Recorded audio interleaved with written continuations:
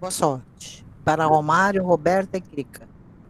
Boa tarde, gente. Aqui é a Cristiane, né? Eu sou professora da Secretaria Municipal, professora de arte, né? Hoje eu estou aqui no papel de mediação do colóquio de hoje, né? E hoje nós temos o Romário Jales, né? Professor da Unic, e temos também a Roberta Simeone, que é professora da SEDUC, né? E a fala deles hoje é relacionada à pesquisa, percursos e desafios, né? Normalmente, como a gente está funcionando, né? Primeiro as pessoas falam, né? Se apresentam, né? Fazem as suas apresentações e aí a gente vai abrindo os blocos de perguntas, né? Normalmente blocos de 3 ou 4 perguntas após a finalização dessas apresentações. Então eu queria saber quem prefere começar, se é o Romário ou se é a Roberta.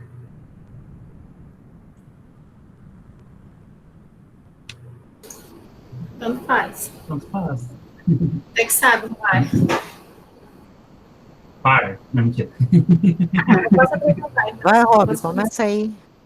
Tá. Eu preparei um material para apresentar. Aí o Romário até me ajudou aqui a projetar antes, né, Romário? Porque eu nunca tinha projetado. E eu não vou falar da minha pesquisa hoje, mas eu vou apresentar para vocês um livro, né? Não sei se vocês conseguem visualizar, mas vai estar nos slides. Esse livro aqui é de uma historiadora, ela é formada, fez graduação em História e mestrado e doutorado em Antropologia. E é sobre esse livro dessa pesquisadora que eu vou estar falando hoje, tá? Então, vou iniciar aqui.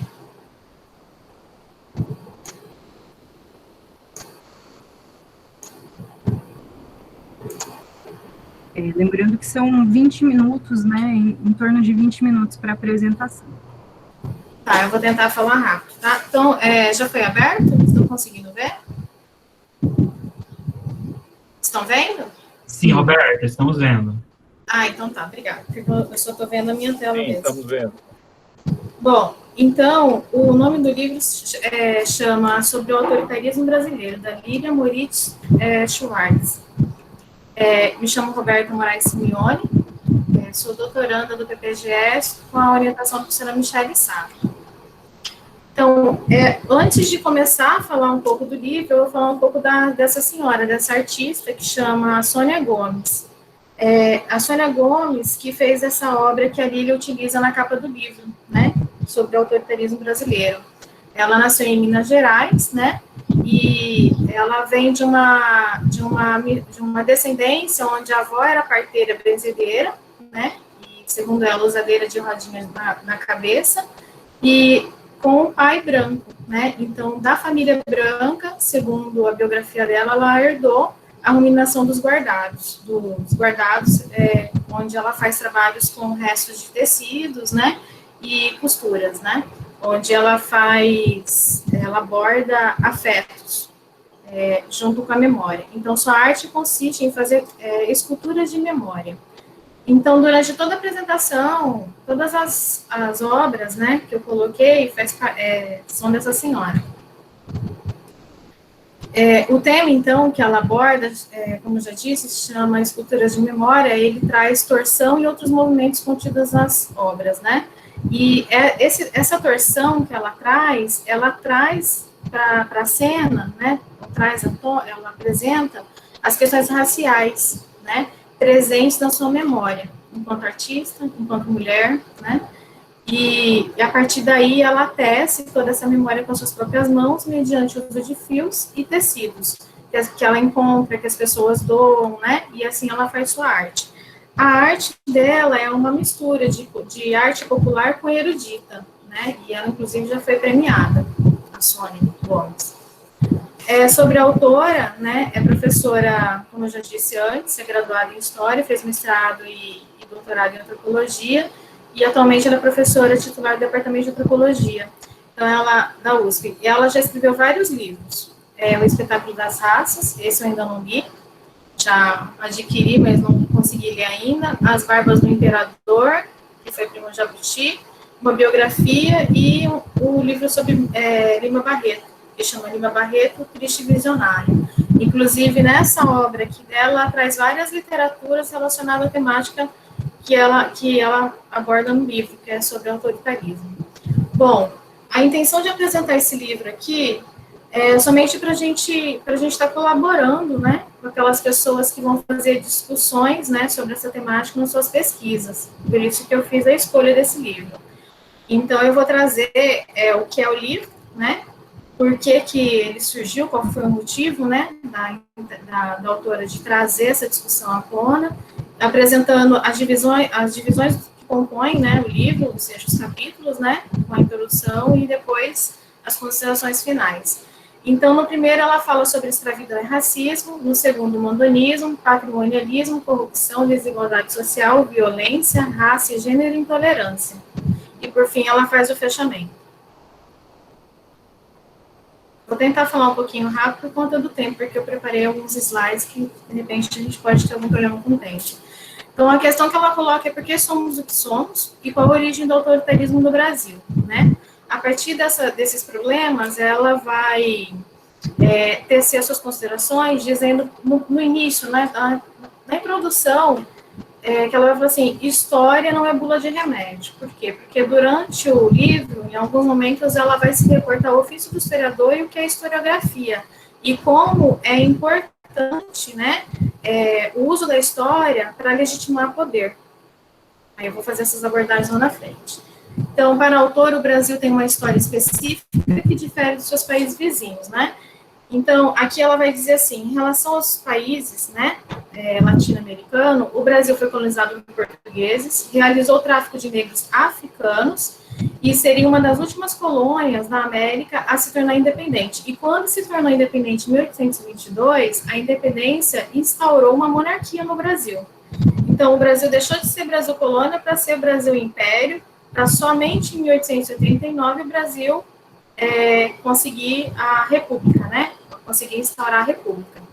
E essa independência, como eu já disse, ela vai agir por 60 anos no Brasil. Ou seja, a gente vai ter o imperador Dom Pedro I, depois Dom Pedro II, onde eles vão agir, vão fazer a gestão do Brasil por 60 anos. Mas nessas informações, nesses dados históricos, que ela vai tentar falar, olha, a origem do autoritarismo, o autoritarismo na atualidade, ele tem raízes.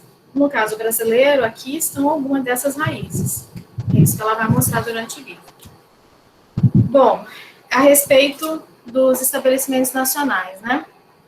Então, a autora vai falar assim que, mesmo começando o processo, né, de colonização no Brasil com a cultura da cana-de-açúcar, depois durante o Brasil Império com café e tabaco, né, a vinda da família real em 1808 foi muito importante para o Brasil, né? Não sei se vocês lembram, mas teve bloqueio continental entre a guerra entre a França e a Inglaterra e a família teve que fugir. Então, isso vai trazer um marco muito importante para o Brasil em termos assim, de uma estrutura que não tinha enquanto colônia, porque vai ser a partir do Brasil que Dom João vai administrar todas as suas outras colônias e o próprio reino português. Então, aqui, com a chegada, eles vão criar a Escola de Cirurgia e Anatomia, Academia Militar, curso de Agricultura, a Real Academia de Pintura e Escultura, Real Jardim Botânico, Escola Real de Ciências, Artes e Ofícios, Museu Real, Biblioteca Banco do Brasil. É interessante que ela faz um parênteses falando assim, olha, enquanto todos os outros países, né, já tinham se tornado independentes aqui na América Latina, o Brasil foi o último. E outra coisa interessante é que eles já tinham universidades, eles já faziam estudos, eles já tinham uma estrutura que o Brasil só vai ter com a chegada da família real. Então, ela coloca isso, ela dá bastante ênfase sobre essa situação, né, essa questão dessa dependência econômica e política que o Brasil, enquanto colônia, né, uma das principais colônias do Reino de Portugal, tinha em relação à metrópole. Então, a independência política do Brasil, ela só ocorre em 1822, só que ela não vai trazer muitas inovações, e ela vai deixar claro, né? Com uma propaganda, né, de país tropical e mestiço, né, ele vai tentar trazer uma nova cara para o Brasil, mas ela não vai ser inovadora. Mas mesmo assim, vai ser criada uma Constituição, que vai ser de 1824, e aqui vai ser instituído os 4 poderes, ou seja, além do legislativo, judiciário, executivo, a gente vai ter também um moderador, onde o imperador centralizaria tudo, todos os outros poderes nas suas próprias decisões, né? A gente vai ter um esforço, né, do Império em cuidar da saúde da população, justamente para manter esse poder centralizador e poder governar. Também vem investir na formação de engenheiros, tanto por uma questão de resguardar os territórios de fronteira, como também em relação à criação de cidades que seriam planejadas, ou seja, não teria aquela estrutura que foi feita no período colonial. Então, foi investido nisso também. E mais importante, que ela vai, né, enquanto uma pessoa que foi formada em História, que ela vai enfatizar mesmo durante várias partes do livro, vários capítulos, é assim, criação de uma história para o Brasil. Ou seja, a partir de 1822, buscou-se criar uma história para o Brasil. Então, em 38, vai ser criado o Instituto Histórico e Geográfico Brasileiro, né, no Rio de Janeiro, e esse instituto ele vai vai organizar um concurso onde as pessoas, aqui tem uma outra situação que eu vou falar um pouco dessa bandeira, participariam desse concurso para poder escrever e redigir uma nova história para o Brasil. Em relação às bandeiras, né, eu coloquei, inclusive, que eu tinha esquecido, não é exatamente a Lília que trabalha com a questão das bandeiras, mas como ela aborda essa questão muito do Brasil colônia para o Brasil império, eu trouxe uma abordagem do historiador que chama José Murilo de Carvalho. No livro dele, A Formação das Almas, ele vai falar um pouco a respeito da bandeira do hino nacional. Então, se vocês observarem, essa bandeira do Império, né? Depois a gente tem a bandeira do Brasil republicano, 2, né, foram as propostas, e tem também do Brasil colonial.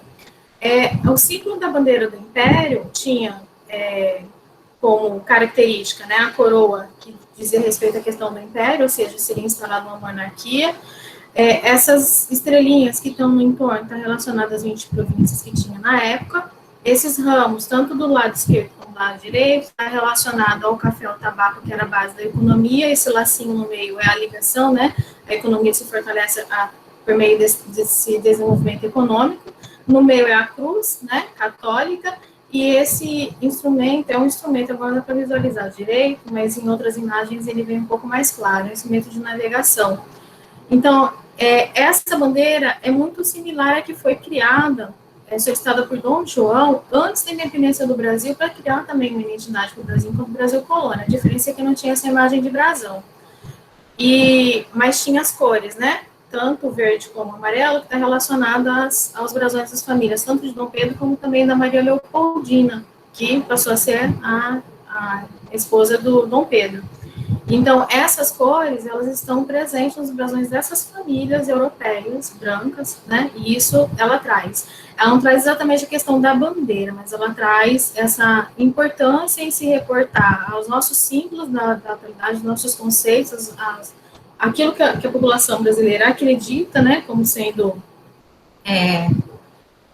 assim, inovador, né, com o Brasil republicano, mas não é. Vou passar aqui, então, para vocês as outras bandeiras, para vocês terem uma ideia.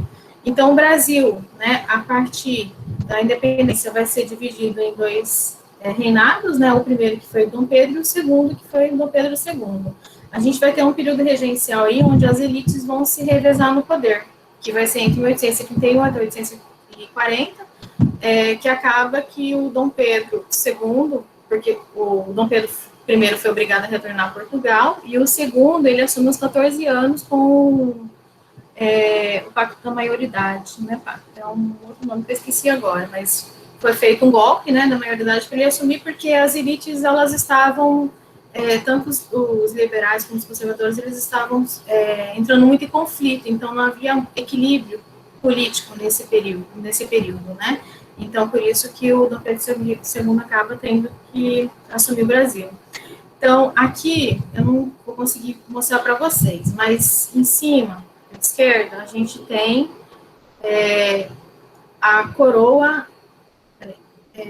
Dá para ver. É a coroa do Brasil colonial, desculpa, a bandeira do Brasil colonial, depois do Império. Aí tem a primeira bandeira republicana, que é parecida com a norte-americana, e depois veio a bandeira brasileira, que é a que nós conhecemos, tá? Isso aí quem aborda não é, sobre o símbolo da bandeira, não é a Lília, é o Júlio Murilo de Carvalho. Eu sempre confundo o nome dele com outro historiador. Até que depois eu mostro o livro para vocês. Então, o Instituto Histórico Geográfico, ele tentaria o quê? Criar uma história para o Brasil. E o tema desse concurso é assim: como se deve escrever a história, como se deve escrever a história do Brasil.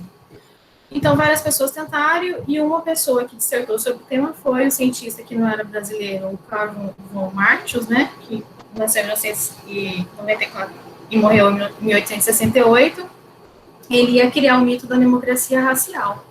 Então, a partir daí, seria construída a história do Brasil. O Brasil, ele é dividido, ele é formado por 3 raças, né? E essas raças representam que é uma dimensão mestiça do Brasil com uma mistura também de harmonia, né?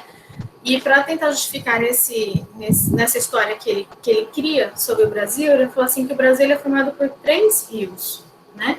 Um rio grande, caudaloso, né? Que assim, é formado pela raça branca, um menos, né? Como se diz? Menos avantajado, que é formado pelos indígenas, e um bem pouco significativo, que é formado pelos negros. Então, isso daí conta, né, na história, como formação da história do Brasil. E aqui, o que se sabe é que, embora essas 3 raças estivessem juntas, né, não havia igualdade, né, o que prevalecia ainda era uma grande desigualdade social. E cultural também, né? Por que eu estou falando de social e cultural? Porque, segundo a autora, no momento que a gente está na atualidade, ainda há uma certa igualdade, segundo a autora, uma igualdade cultural, o que não há é social e econômica, mas cultural sim. Mas depois ela faz algumas considerações relacionadas ao que ela chama isso de igualdade, né? Deixa eu ver. Vou aqui. Tá, foi. Então, a história do Brasil seria criada do e para o Brasil, né? E a intenção de se criar essa história era para justamente legitimar uma política de mando e de obediência.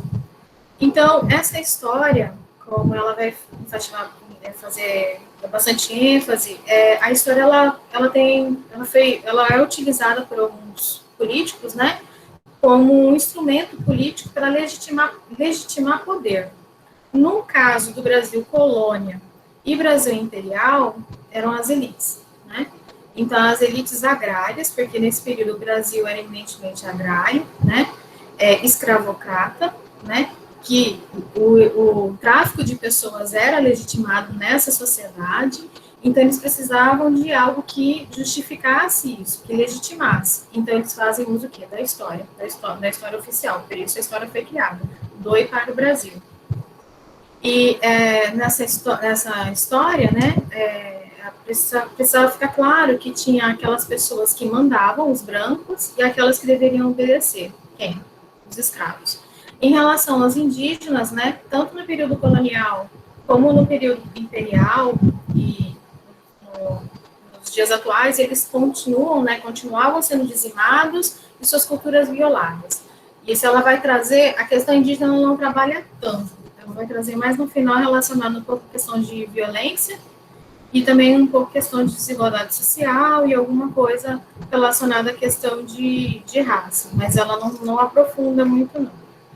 Ela fala muito a respeito da questão da desigualdade social relacionada aos negros.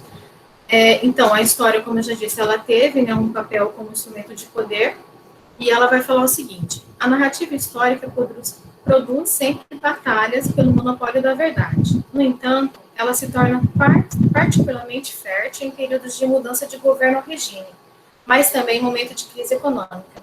Nestas últimas circunstâncias, quando em geral ocorre o empobrecimento de uma parcela significativa da nação, a desigualdade aumenta e a polarização política divide a população. premida pelo sentimento de medo, insegurança e ressentimento. Aí, no final, no fechamento do livro, ela vai trazer. Isso daí é o movimento que a gente vê na atualidade, né? Com as últimas eleições e com a gestão que a gente está tendo, né? Uma política de medo, de insegurança, que foi promovida pelo também sentimento de medo, insegurança e ressentimento às vésperas das eleições, em anos anteriores, que ela vai falar desde 2013 até as eleições de 2018, mas ela vai falando de uma forma assim, que vai contemplando, de certa forma, ela vai costurando com vários momentos dos capítulos que ela organizou no livro. Então, primeiro é sobre escravidão e racismo, vou falar rápido, porque são vários capítulos, né? Então, aqui ela vai falar assim, que mudou, né, o autoritarismo, né? Por que a sociedade é autoritária? É porque a sociedade brasileira, ela permitia a escravidão de pessoas, e essas pessoas, elas eram negras, né? Então, ela fala assim, aqui começa a desigualdade, onde branco, europeu, masculino, heterossexual, vai escravizar pessoas, né, e vai estabelecer, a partir desse momento, o quê? A desigualdade. E a partir daí, vai começar a consolidar, essa característica vai começar a se consolidar nessa sociedade, de forma violenta e desigual, né. Então, depois ela vai falar assim que, tanto no período colonial como no Brasil Império, vai então ser estabelecido uma cultura do mando, né? Olha, eu mando, você obedece. Sabe com quem você está falando? Então, culturalmente, isso vai ele começa a constituir na sociedade de uma forma muito natural, é o que ela vai chamar a atenção no final, né? Ela fala assim que a grande questão disso é que hoje as pessoas, elas são racistas, elas não mascaram mais, né? Porque elas estão naturalizando a desigualdade e a injustiça social. Ela até não usa a palavra injustiça social, mas ela fala desigualdade, ela está sendo naturalizada. Por quê? Por conta todo esse contexto, né, histórico. Ela falou assim que o motivo de tudo que existe na atualidade é por conta de todo esse passado, né? Ela falou assim, olha, a gente não pode também ser ingênua em relação a isso, mas ela tem uma história. Tem acontecimentos históricos e pessoas foram silenciadas no processo, isso deve ser considerado. E quem são essas pessoas? Não eram os brancos, não eram os latifundiários, né, que detinham grande parte de terra, não eram os patriarcas das famílias nucleares, né, dos latifundiários da elite agrária, e não eram os europeus, eram os negros, né, basicamente negros e índios. Ela não dá muita ênfase em relação aos indígenas. Ela fala em algum outro momento, sim, tem relatos do padre do Pedro Vaz de Caminha, do padre Anchieta, onde relata maus tratos que eles tiveram, uma certa proteção que eles tentaram, no caso do padre, em relação aos indígenas. Mas ela bate muito em cima da questão dos escravos. Então, a gente vai ter aí, entre os séculos XVI e século XVIII, né, o predomínio da cana-de-açúcar, que a gente viu lá com o símbolo da bandeira, que seria desenhada à véspera da independência, e que, com a independência, né, o imperador quase não fez nenhuma modificação nela, para trazer na bandeira do império, e a gente vai ter o quê? Uma economia baseada na produção, principalmente do café, né?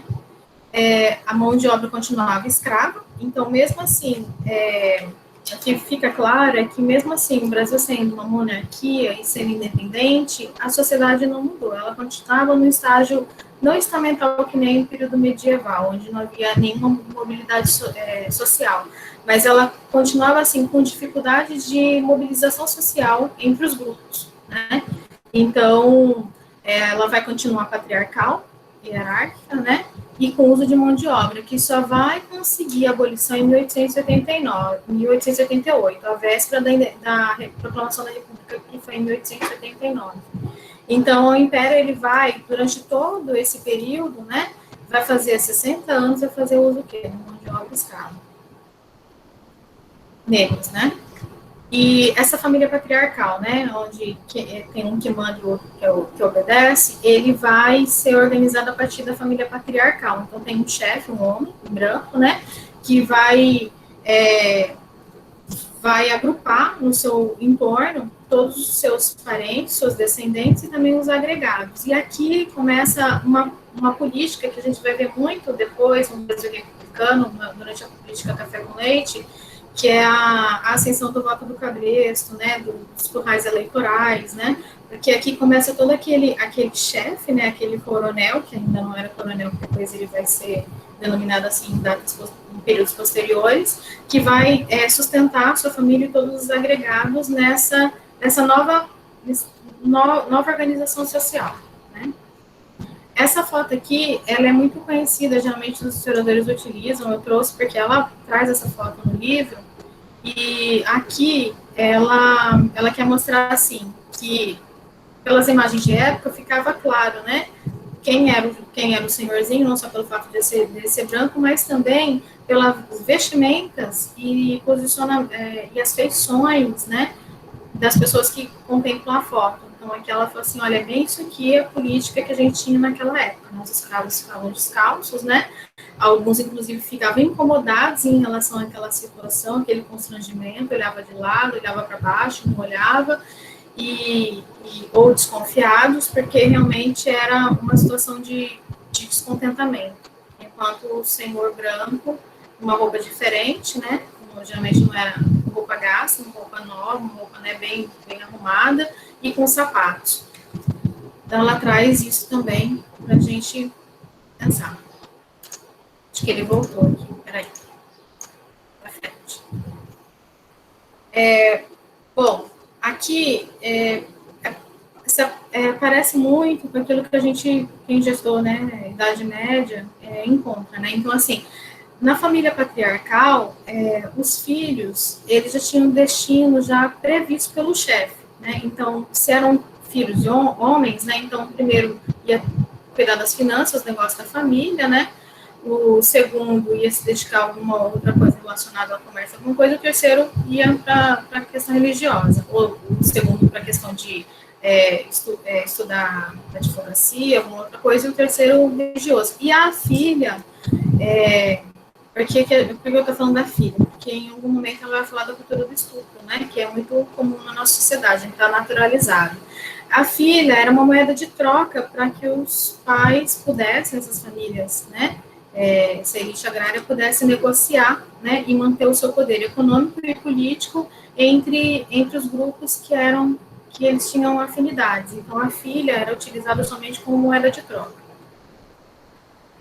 Aqui, então, a gente começa a ter, né, uma prática do patrimonialismo. Ela falou assim, olha, nesse período é muito comum, né, a mistura do público com o privado. Então, assim, como uma política de trocas, né, trocas de influência, então, muitas vezes, essa própria elite agrária assumia o poder nas suas regiões, nos locais mais afastados, assumia o poder e eles negociavam cargos, né, faziam uso indevido do recurso público, e é o que ela vai dizer, ela fala assim, olha, a questão do patrimonialismo, ela é um dos grandes empecilhos que a gente tem para promover a igualdade social, porque a gente estabelece relações de compadrio com uma instituição, um Estado, que ele não é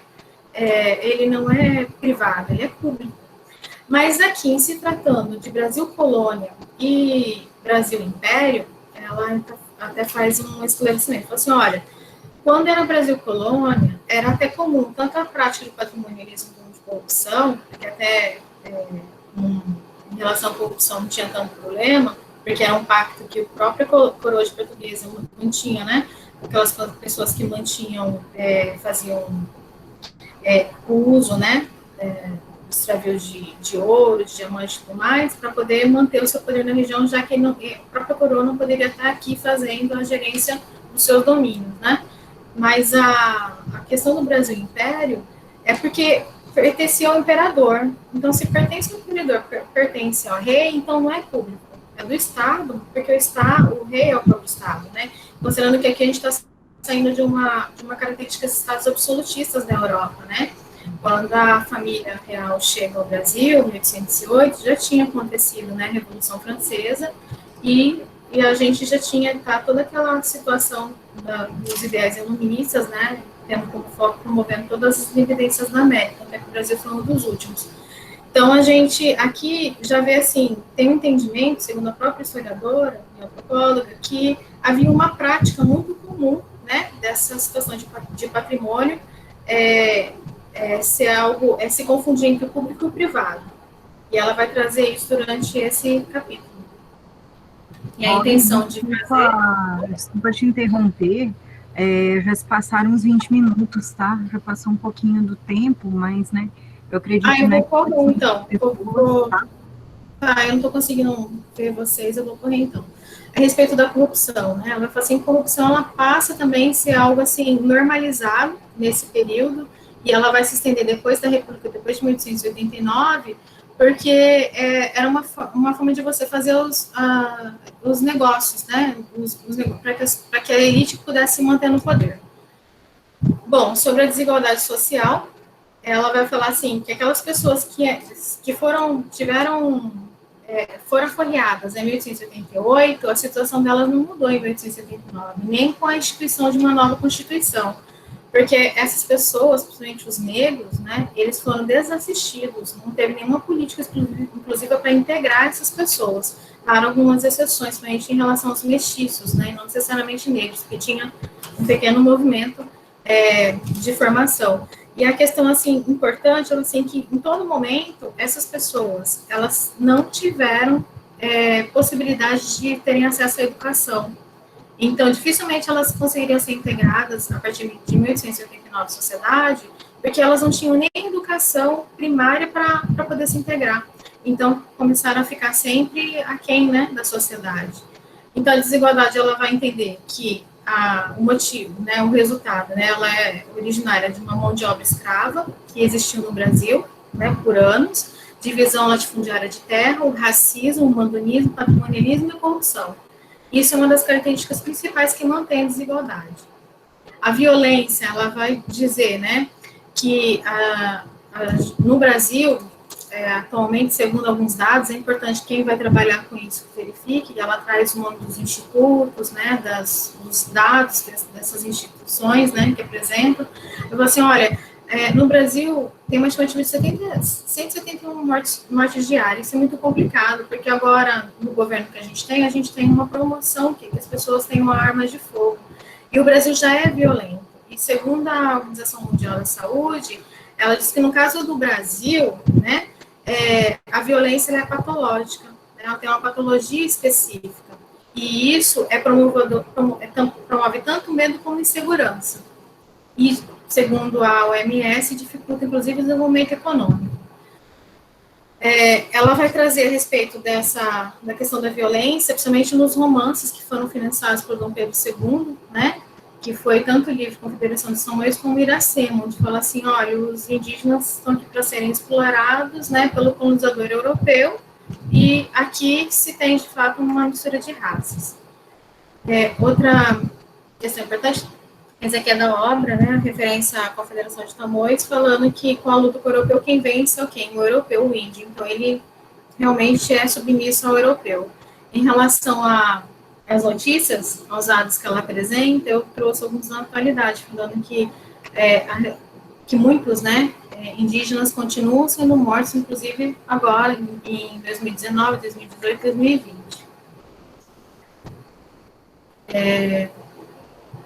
A respeito da raça e gênero, né? Nesse capítulo, ela vai trazer uma reflexão bem interessante a respeito da misoginia, né? Que é o ódio em relação à mulher, né? E a homofobia. Então, ela fala assim, olha, tem uma diferença muito grande em relação a sexo e a gênero, né? E na situação que a gente está na atualidade, a grande perseguição a essas diferenças, né? Depois ela vai falar, tanto em relação à quantidade de homens, jovens, negros que são mortos no Brasil, ela traz esses dados, né, e que essas pessoas não são incluídas, né, e pelo contrário, são excluídas da sociedade.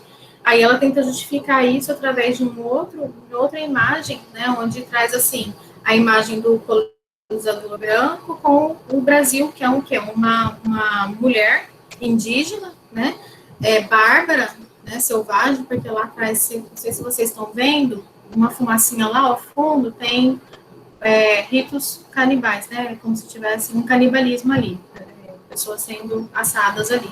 Então, ela traz isso. Então, isso aqui traz, né, na cultura a continuidade de uma cultura do estupro, né, que é permissível, porque isso não é de agora. Então, ela traz também a questão da intolerância, no próximo capítulo. Ela fala muito relacionada às questões da vulnerabilidade da comunidade LGBTQ. Eu sei que o Mário traz outras, né, características, classificações, mas é isso que ela traz nesse livro. E fala assim que a ausência de política pública de todos esses, em relação aos migrantes, que ela quase não fala muito, mas aos negros, que a gente vê esse grupo, essa comunidade, que são desassistidos pelo Estado, né, completamente, ainda mais agora numa sociedade que aqui existe o quê? Que as pessoas sejam brancas, que elas montem suas famílias nucleares, né, de forma heterossexual, né, então todos os outros grupos, eles não são dignos de estarem. Aqui é uma imagem que eu achei bem interessante da obra da Sônia, que ela traz um retrato de violência, mas eu fiz uma leitura bem interessante, que eu fiz uma montagem depois, em relação, já tô no final, tá, Cris? Em relação às considerações finais da autora, que é quando o fim é também o começo, nossos fantasmas do presente, relacionado ao quê? A um abatedouro, né? Um abatedouro de carnes, e que a gente vê agora. Então, assim, o autoritarismo não é questão contemporânea, pois tem raiz no passado. Um país que teve escravizados como o Brasil, tendo como base a existência de um sistema violento e autoritário, forma uma sociedade autoritária e com pouca interferência do Estado. Ela vai falar muito a respeito da questão do tráfico das milícias, da ênfase em relação ao caso da Marielle, que eu não abordei aqui também. Atualmente estamos criando novas formas autoritárias de lidar com as nossas relações, seja em decorrência do machismo, da hierarquia e da misoginia tão presente. Assim, a sociedade não é inclusiva, pois moldou-se a partir de uma cultura branca, europeia, heterossexual e masculina. O racismo é um problema, né, na história, na sociedade brasileira, né? E o maior é que ele é utilizado como instrumento de silenciamento, que permite perpetuar as injustiças, neutralizando, né? Então, assim, eu finalizo. Obrigada. Esse aqui é a referência do livro, tá? Obrigada, Roberta. Muito boa a sua apresentação. Amei os seus slides. Muito bacana. Agora é com você, Romário.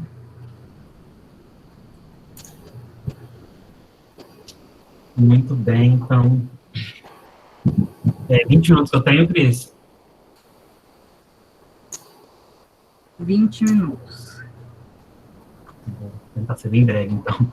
Então, boa tarde a todas, a todos.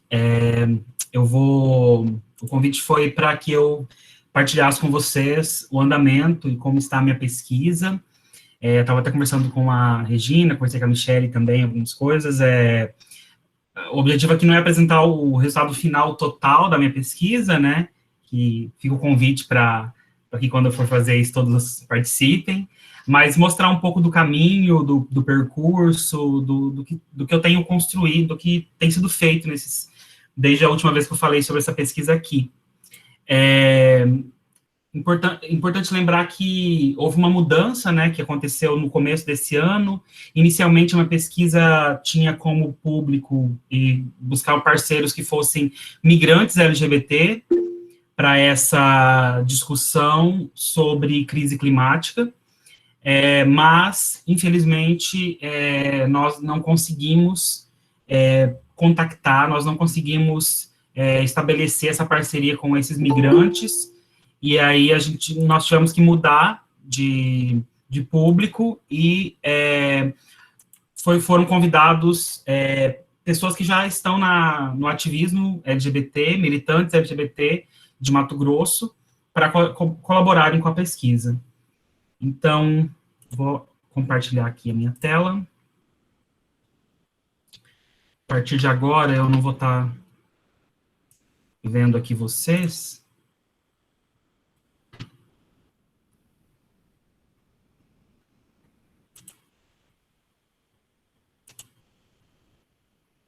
Alguém me fala se está aparecendo aí o slide? Está aparecendo? Está começando. Agora apareceu. Apareceu, Romário. Isso, certinho. Bom, então, a minha pesquisa, ela ela é o arco-íris, é meio ambiente, as vivências de militantes LGBT+, suas aprendizagens e percepções sobre a crise climática. Já está dentro da gênese do GPEA trazer esses grupos sociais em situação de vulnerabilidade para essa discussão sobre o grande problema ambiental, especialmente a crise, o colapso climático. E a Michelle me convidou, junto à Regina também, as duas, quando eu entrei no mestrado, me convidaram para pesquisar a população LGBT, trazer as suas vivências e também trazê-las a essa discussão e reflexão sobre o assunto crise climática. Inclusive, minha orientadora está entrando neste momento. Fico feliz. Regina. Agora parar de falar mal da Regina, porque ela entrou, gente. Agora só falar bem da Regina. Ai, ai. E, então, esse é o parâmetro inicial da minha pesquisa, né? Eu sou professor, eu estou usando esses 3 títulos aqui, e esse segundo, a Michelle, pela primeira vez, me chamou por essa nomenclatura ambientalista, uma vez no WhatsApp, e eu fiquei muito feliz e emocionado por ser chamado dessa forma por ela. Eu estou entrando nesse universo há não tanto tempo, mas sou muito apaixonado por isso. E tenho a Regina como orientadora e a Michelle como co-orientadora quase, né, que está ali me ajudando sempre. E... É a ajudadora que chama. Ajudadora?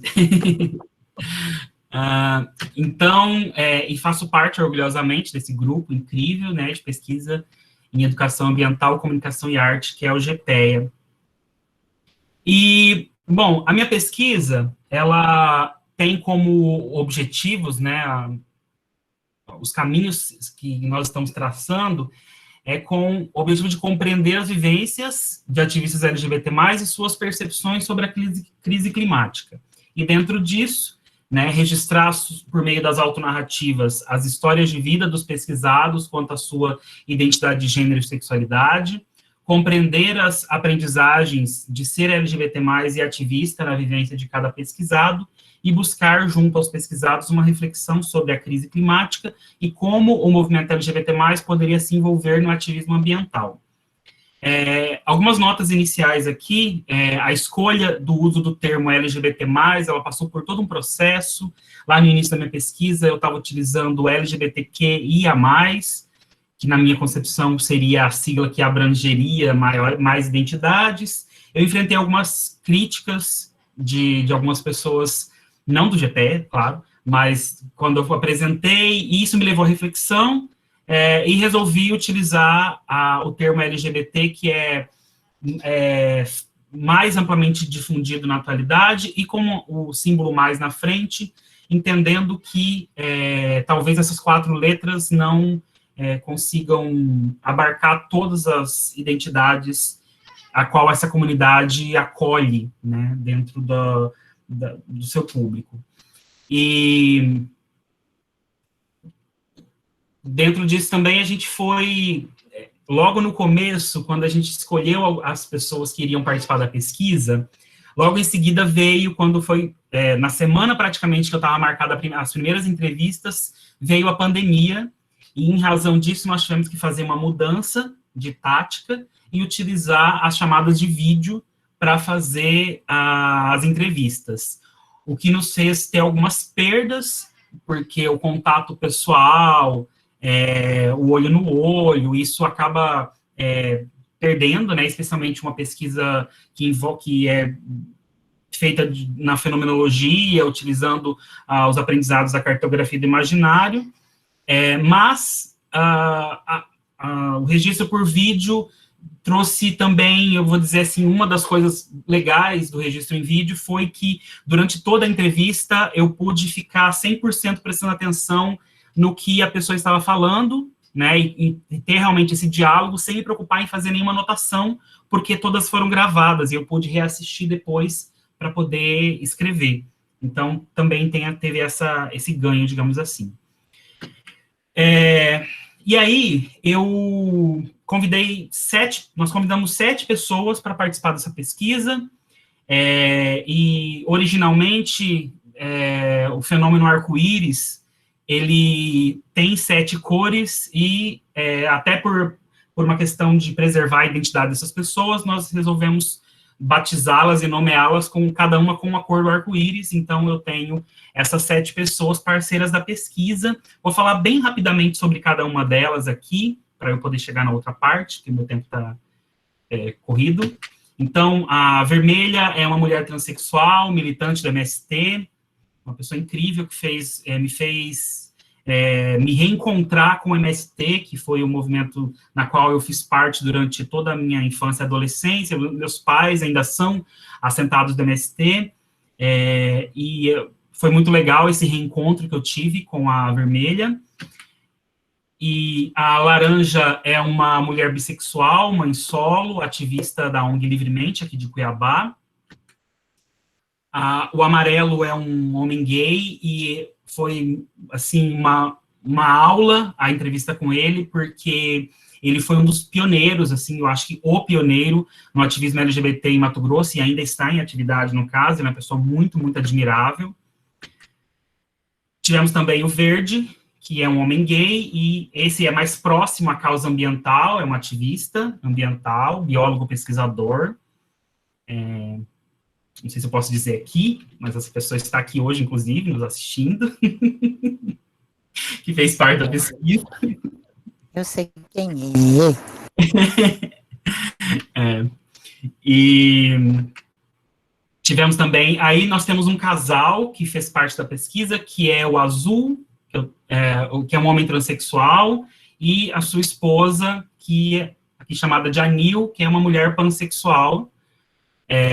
Só para explicar rapidamente, pansexual é uma pessoa que se atrai por pessoas independente do seu gênero, né? Poderia ser lido, inclusive, como bissexual. E ambos são ativistas da ONG Livremente. E, por último, a Violeta, que é uma mulher lésbica, preta, e que também é ativista da ONG Livremente. Então, por mais que a pesquisa não tivesse como esse compromisso de ter, das pessoas que participam dela, serem um retrato, né, aquela coisa de pesquisa quantitativa, de ser um retrato da amostra, ser um retrato do universo, por uma questão de compromisso com diversidade, a gente tentou convidar pessoas que representassem as diversas letras e tivessem vivências diferentes para trazer o olhar delas para cá. E aí, os capítulos da pesquisa, eles são esses aqui.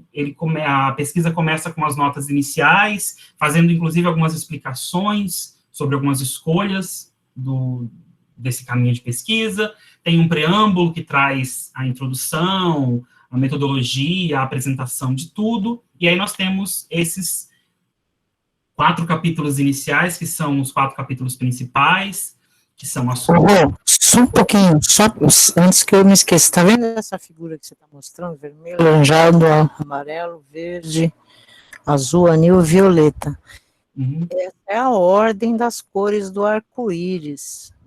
Então, acho que tinha que ser apresentado nessa ordem também. Uhum. No início, quando se apresentou as pessoas, se deu uma misturada, acho que você começou com verde, sei lá. Na verdade, aqui, a única diferença é que tem o anil, né, porque tá ali, mas o restante eu acho que tá na sequência correta. É coisa de cientista, acho, mas é só uma observação. Sim, obrigado. Bom, então, eu vou falar um pouquinho sobre cada um desses capítulos, e esse último, que é o que era o fim do arco-íris, é o capítulo onde a gente faz as últimas considerações, alguns achados, alguns questionamentos, e alguns, inclusive, starts para próximas pesquisas. A cada capítulo, na verdade, existem 4. Nos principais capítulos, depois de cada um deles, eu trago o que eu estou chamando de respiro ecológico. Vi isso sendo feito em outras pesquisas e gostei, trouxe para a minha, que é uma oportunidade de fazer uma conexão pessoal com a pesquisa. Então, eu trago, apesar de eu não ser uma das pessoas que ali estava como para ser entrevistada, eu trago a minha vivência dentro de cada uma daquelas temáticas. É uma oportunidade de conhecimento de me colocar na pesquisa também, já que eu pertenço a essa comunidade. Então, sobre cada um dos capítulos, o primeiro, que eu estou dizendo as cores, é o momento em que eu trago a apresentação de cada uma das pessoas que participam da pesquisa, e, ao mesmo tempo, eu discuto um pouco sobre a questão de identidade. É um momento em que a pergunta que é feita para as pessoas, para os entrevistados, quem é você, né? Me conte quem é você, e dentro disso eles vão trazendo as implicações, os rótulos, as nomenclaturas que eles se utilizam, por quê, e aí os principais autores que eu utilizei aqui nessa constituição da parte teórica foi o Bauman, o Foucault e o Taylor, né, com essas obras deles aqui. Teve outros também que eu utilizei menos, mas principalmente utilizei a obra desses três aqui. O segundo capítulo, a gente traz sobre a revelação, que é um período, um momento importante, decisivo na vida e na vivência de todo o LGBT, porque é necessário, né, que a gente conte para as pessoas quem nós somos, que essa identidade seja revelada. E aqui eu estou utilizando o termo revelação, porque não usamos o termo assumir, né, porque não vemos como um erro, mas é apenas revelar para as pessoas aquilo que somos. E aqui, as principais referências que eu trago, a pesquisa buscou, foi do Marcuse, que fala sobre tolerância ativa e passiva, a Cynthia Sartre, que fala sobre a questão da família, e aqui tanto ela, principalmente essa Sartre, foi muito importante, porque esse processo de revelação, ele sempre tem muita relação familiar, é sempre um grande processo a questão da família. Para alguns deles ainda é uma dificuldade até hoje, para outros foi mais simples essa revelação, e a Sartre vai trazer algum embasamento muito interessante ali da família como ordem simbólica.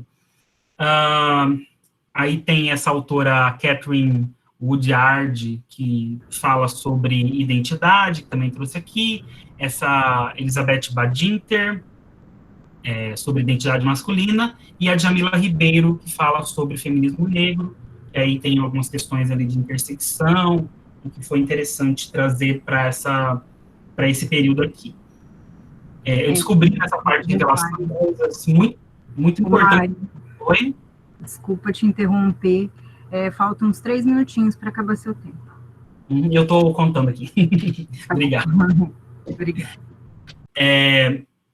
E aí o terceiro capítulo fala sobre o movimento, e aqui é um momento em que eu faço uma perspectiva, um resgate histórico rápido sobre o movimento, e falo também sobre a importância do movimento para as conquistas atuais, e também sobre a importância do movimento para o processo de aprendizagem de cada uma das pessoas. Aqui talvez seja a grande conexão da minha pesquisa com a temática da educação, e aí ali no meio tem a Maria da Glória Gon, que fala sobre movimentos sociais na contemporaneidade, e ela traça esse paralelo da importância dos movimentos na construção de aprendizagens. O Renan Quinalha, ele é super jovem e é muito popular na atualidade, porque ele pesquisou sobre a questão do movimento LGBT fora do Brasil e dentro do Brasil. Eu utilizo ele como referência, o McCry também. O Trevisan é um cara, assim, muito importante para a história do movimento LGBT, esteve lá no começo, lá no Lampião da Esquina e tudo mais, também trago a metodologia, o que ele escreveu, e esse Paulioti Vecchiati foi o cara responsável pelo projeto que fez com que o racismo fosse, que a LGBTfobia se tornasse um crime comparado ao racismo. Então, é de responsabilidade desse Vecchiati aqui, o Paulioti, que inclusive eu tive a oportunidade de participar com ele de uma live tempos atrás. O quarto capítulo é quando os arco-íris se encontram, que eu estou chamando assim, que é quando a temática ambiental entra para a gente entender o quanto é importante, é o início de pensar, bom, temos um problema ambiental e onde é que entra a população LGBT nisso, qual que é a percepção que se tem disso e como que pode se contribuir com essa luta. E aí, para subsidiar a teoria desse capítulo, eu trago o Krenak, que inclusive também estive com ele, foi muito... mesmo antes, já trazia ele para poder falar na minha pesquisa, e aí foi motivo de muito nervosismo, mas de muita felicidade, né, estar com ele na greve do clima. O Luiz Marques, que é um professor se não me engano, da UFRJ, uma coisa assim, que ele tem um livro muito legal sobre capitalismo e colapso ambiental, né, que ali ele traz as impossibilidades de capitalismo ser sustentável, como que existe uma ligação direta entre capitalismo e colapso ambiental. O Leonardo Boff, que é um cara da teoria da libertação, ali, da teologia da libertação, que fala sobre o conceito de sustentabilidade, o que é e o que não é. O livro do David Wallace, ali, que fala sobre a Terra Inabitável, que é um cenário terrível, mas eu sempre gosto de ler ele, assim, para lembrar que nós precisamos continuar lutando. O Rogério Ramé, também, que fala sobre justiça climática. Esse Rogério Ramé, inclusive, ele me seguiu de volta no Instagram, fiquei bem feliz. E, claro, né, aqui eu coloquei uma das obras que eu usei da Michelle, né, junto com Santos e Sanches, mas eu usei outras obras dela também, né, para embasar esse capítulo. Bom, e por último, eu tenho pouco tempo aqui, só para dizer rápido, né, assim, princípios, alguns resultados iniciais para algumas discussões, né? O que há no final desse arco-íris? Primeiro que o movimento LGBT ele não é unificado, né? Assim como o dos negros, dos indígenas, dos ciganos, existe uma diversidade muito grande de pautas, de necessidades e de entendimentos desse movimento por aí. Há muito que se avançar nas pautas já assumidas pelo movimento, né? Então, a luta não está ganha. É muito difícil a gente pensar em colocar outras lutas dentro dessa, sendo que nós temos muitos problemas ainda nas questões de sobrevivência mesmo dessa comunidade. Há muita sedução capitalista para não nos vermos como cidadãs, e aí entra aquela coisa das grandes marcas patrocinando e trazendo a pauta LGBT para si, porque entenderam que esse público consome e tem dinheiro, mas não por um entendimento de que por uma questão humana, por uma mera questão mercadológica. E, por último, que as lideranças LGBTs, elas compreendem, em parte, a crise climática, dentro das que eu pesquisei, algumas delas têm bem claro e entendível, e já dentro das suas pautas de luta isso, mas ainda há muito, muito que se avançar para que seja uma pauta do movimento, e não de cada um individualmente. Essa pesquisa não se encerra aqui, ela segue agora dando espaço para novas pesquisas e novos enfrentamentos para aproximar o movimento LGBT+, e o ativismo ambiental na luta para garantir que tenhamos um ambiente em que todas as pessoas possam apreciar a beleza do arco-íris ao fim da tempestade. Obrigado.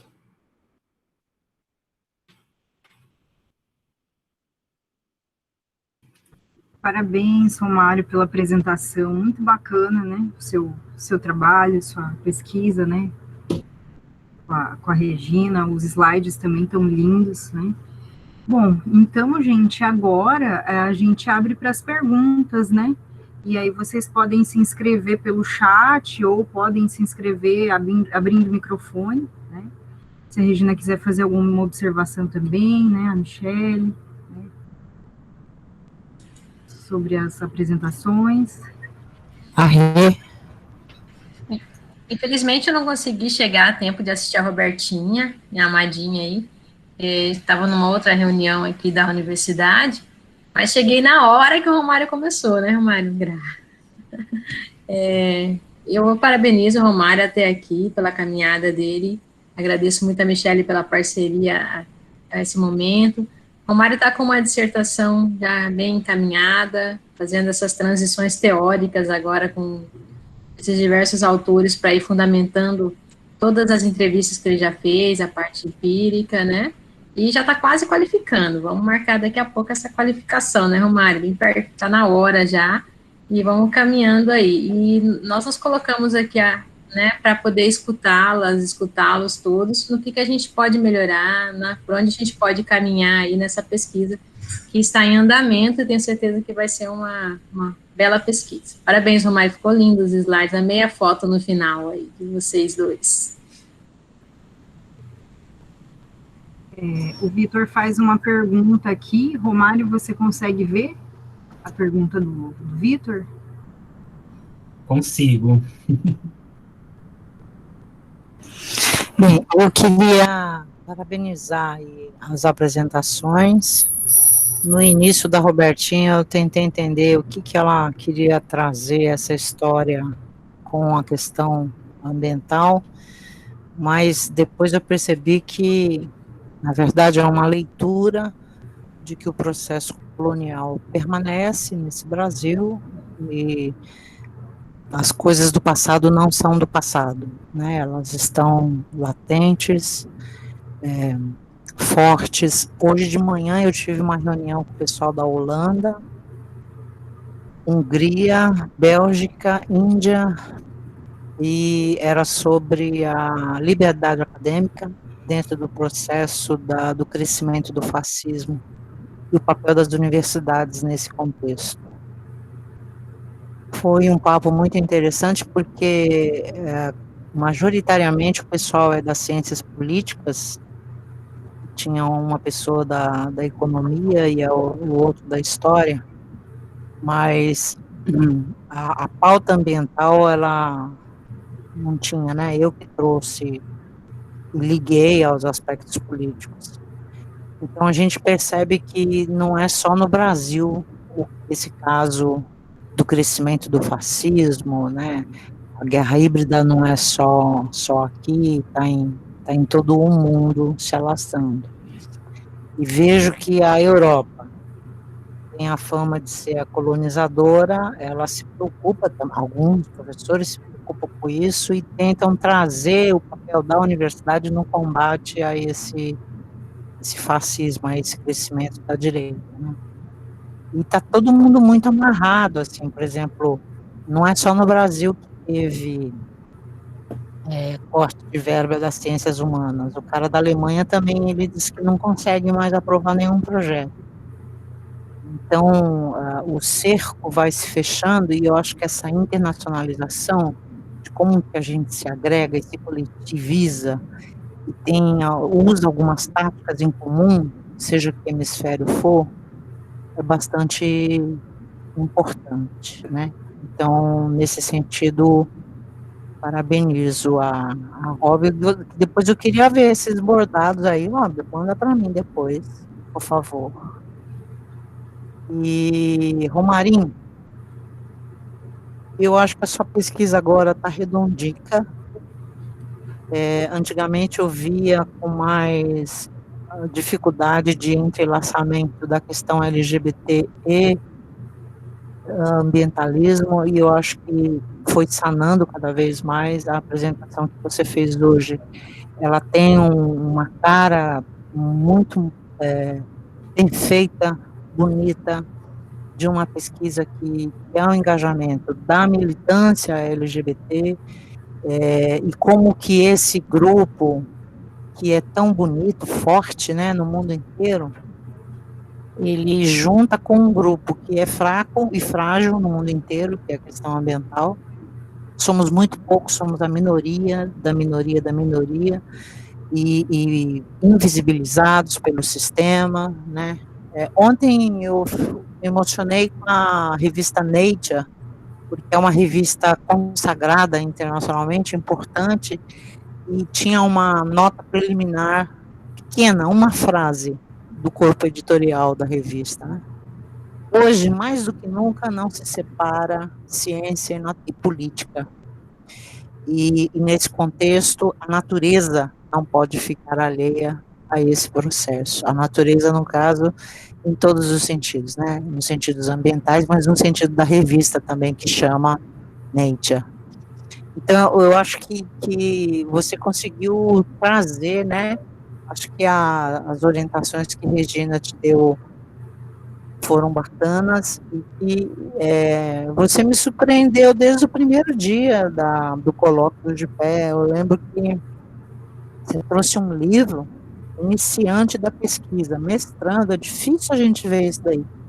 Meteu o pau no cara, falei, porra, legal, né? Nem doutorando consegue fazer isso às vezes, e o mestrando já está brigando com o autor, que bacana. Então, isso revela um pouco do seu potencial, da forma como você lida com o problema e que você aprende, e é uma aprendizagem bonita que você faz, né? Eu acho que, assim, a única coisa que eu vou te fazer também eu te mandei um monte de borboleta, eu que dei a ideia do arco-íris, e eu também tenho um monte de arco-íris PNG, que eu vou te mandar para você botar onde você quiser. Qualquer imagem, você bota ele em cima e ele fica lindo. Então, eu vou te mandar, essas são as minhas contribuições, porque eu acho que eu acompanhei bastante as entrevistas, toda vez que você fazia entrevista, você escrevia para mim, né? Eu fiquei, sabe, vendo, e eu tenho, assim, pouca coisa para te perguntar, não sei, exceto a parabenizar. Inclusive o seu entrevistado que está na minha tela, ele está do teu lado olhando para você. Mas, e agradecer também pela ajuda, né, dessa entrevista. Parabéns para os dois, Robertinha, e parabéns, Comarinho. Parabéns também, Regina, pela orientação.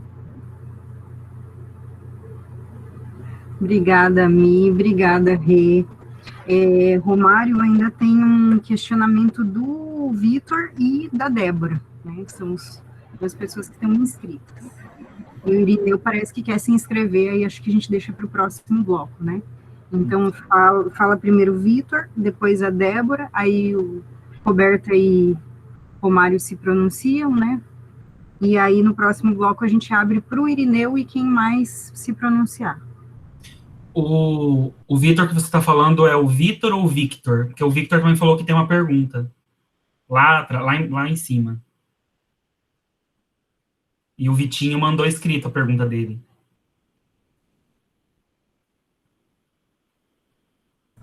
Vitor Melo mandou por escrito no chat. Pode falar, fala o Victor e depois o Romário responde minha pergunta escrita. Mas eu acho que o Victor não se inscreveu, foi você, Victor.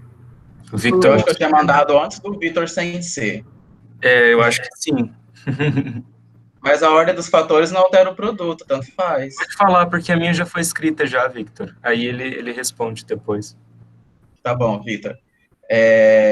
Primeiro, eu queria parabenizar a Roberta e o Romário, né? Gente, eu tô olhando assim pro lado porque a câmera tá aqui na frente, mas eu tô com outro monitor aqui, aí fica parecendo que eu não tô olhando para vocês.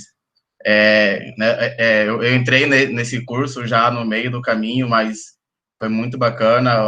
De hoje, em especial, foi muito legal, porque eu estou finalizando um projeto aqui, então foi muito legal, foi muito bacana ouvir vocês, né? Não é muito uma pergunta, é mais algumas contribuições, mas em especial a do Romário, que eu me sinto mais perto, né, da temática, e desde que ele começou a conversar comigo sobre essa temática, eu já conheço o Romário há muitos e muitos anos, né? Há boatos na nossa cidade que foi por culpa dele que eu virei homossexual, né? Então, já tem toda essa história, né? Mas, assim, eu também não conseguia ver muito essa aproximação no começo, como a Michelle tinha falado, e hoje eu acho que eu consigo enxergar muito bem, de tanto eu conversar com o Romário, no nosso projeto lá em Cáceres, de Amigos do Pantanal, por exemplo, que acaba sendo um ativismo ambiental, a maioria dos voluntários são homossexuais, gays e lésbicas, né? Então, talvez aí o movimento já traz uma aproximação com a temática ambiental, com a questão ambiental, isso é bem interessante. E estava analisando aqui também, por exemplo, a parada LGBT não aconteceu por conta da pandemia, que nós fazemos toda uma inferência ambiental também. E acredito que se fosse fazer a parada LGBT agora, vamos supor que em agosto surgiu a vacina, daria para fazer em outubro, sei lá. Mas com toda essa questão das fumaças e do clima, eu acho que poucos militantes conseguiriam ficar o dia todo se manifestando. Eu acho que aí tem a questão da crise climática na própria movimentação do movimento, a movimentação do movimento, né? Então, eu acho que já tem toda uma inferência das questões ambientais dentro do movimento LGBT. Aí acho que é muito bacana porque o Romário faz essa ligação. E pesquisando também para a construção aqui do projeto, que eu acabo pegando um público, uma população específica dentro da sigla LGBT, numa busca nos periódicos, em termos de ciência mesmo, de produção científica, não tem nada que relacione essas duas temáticas. Eu não sei se... É claro que também eu tenho uma limitação aqui por conta que eu não estou usando o perfil da universidade, mas eu creio que do Romário é uma das primeiras dissertações que está conversando com essa temática, né? Eu não encontrei nada, basicamente nada que dialogue a temática LGBT com questões de justiça climática ou justiça ambiental, por exemplo. Tentei até ampliar com a questão da educação ambiental como um todo, aí eu encontrei alguns trabalhos de ecofeminismo, alguns trabalhos a ecologia queer, mas ainda dialogando com a temática aqui do grupo propriamente dita. Então, acho que isso é muito bacana. E aí, quando você pega aqui os dados de mortes de LGBTs, uma população, um grupo marginalizado, invisível, quando eu pego aqui a questão das transexuais e travestis, é pior ainda. E aí eu vejo que o trabalho do Romário dá uma certa visibilidade em termos científicos, até pensando em termos de políticas públicas para essa população, políticas públicas de educação, de meio ambiente, enfim, eu acho que é muito legal e traz algo bacana. E aí, Romário, só uma sugestão, nós temos a ABE, né, a Associação Brasileira de Estudos de Homocultura. É muito bacana, eu acho que seria bacana você se filiar à ABE e trazer essa discussão ambiental para dentro da pesquisa da temática LGBT. A atual direção da ABE hoje está na UFMT, com a Bruna Irineu, né, que faz esse trabalho. Eu acho isso interessante. Eu acho que começa por aí também, levando essa discussão, essa sua pesquisa para dentro de uma associação de pesquisa, né, de estudos da homocultura. Eu acho que seria bem interessante também. E é isso, e parabéns aos dois. Obrigada, Vitor. Vitinho, você quer falar ou você quer que o Romário leia? Ou eu leia? Só fazer um adendo rapidinho. Ele coordena e avisa quem que vai falar. Então, recentemente está bastante em alta o tema do pronome neutro e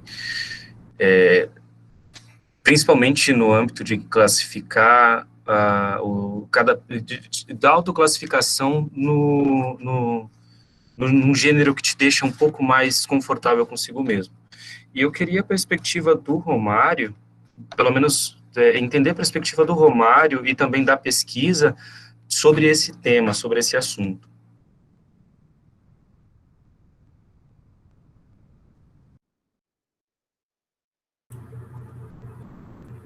Vai lá, Romário. Bom,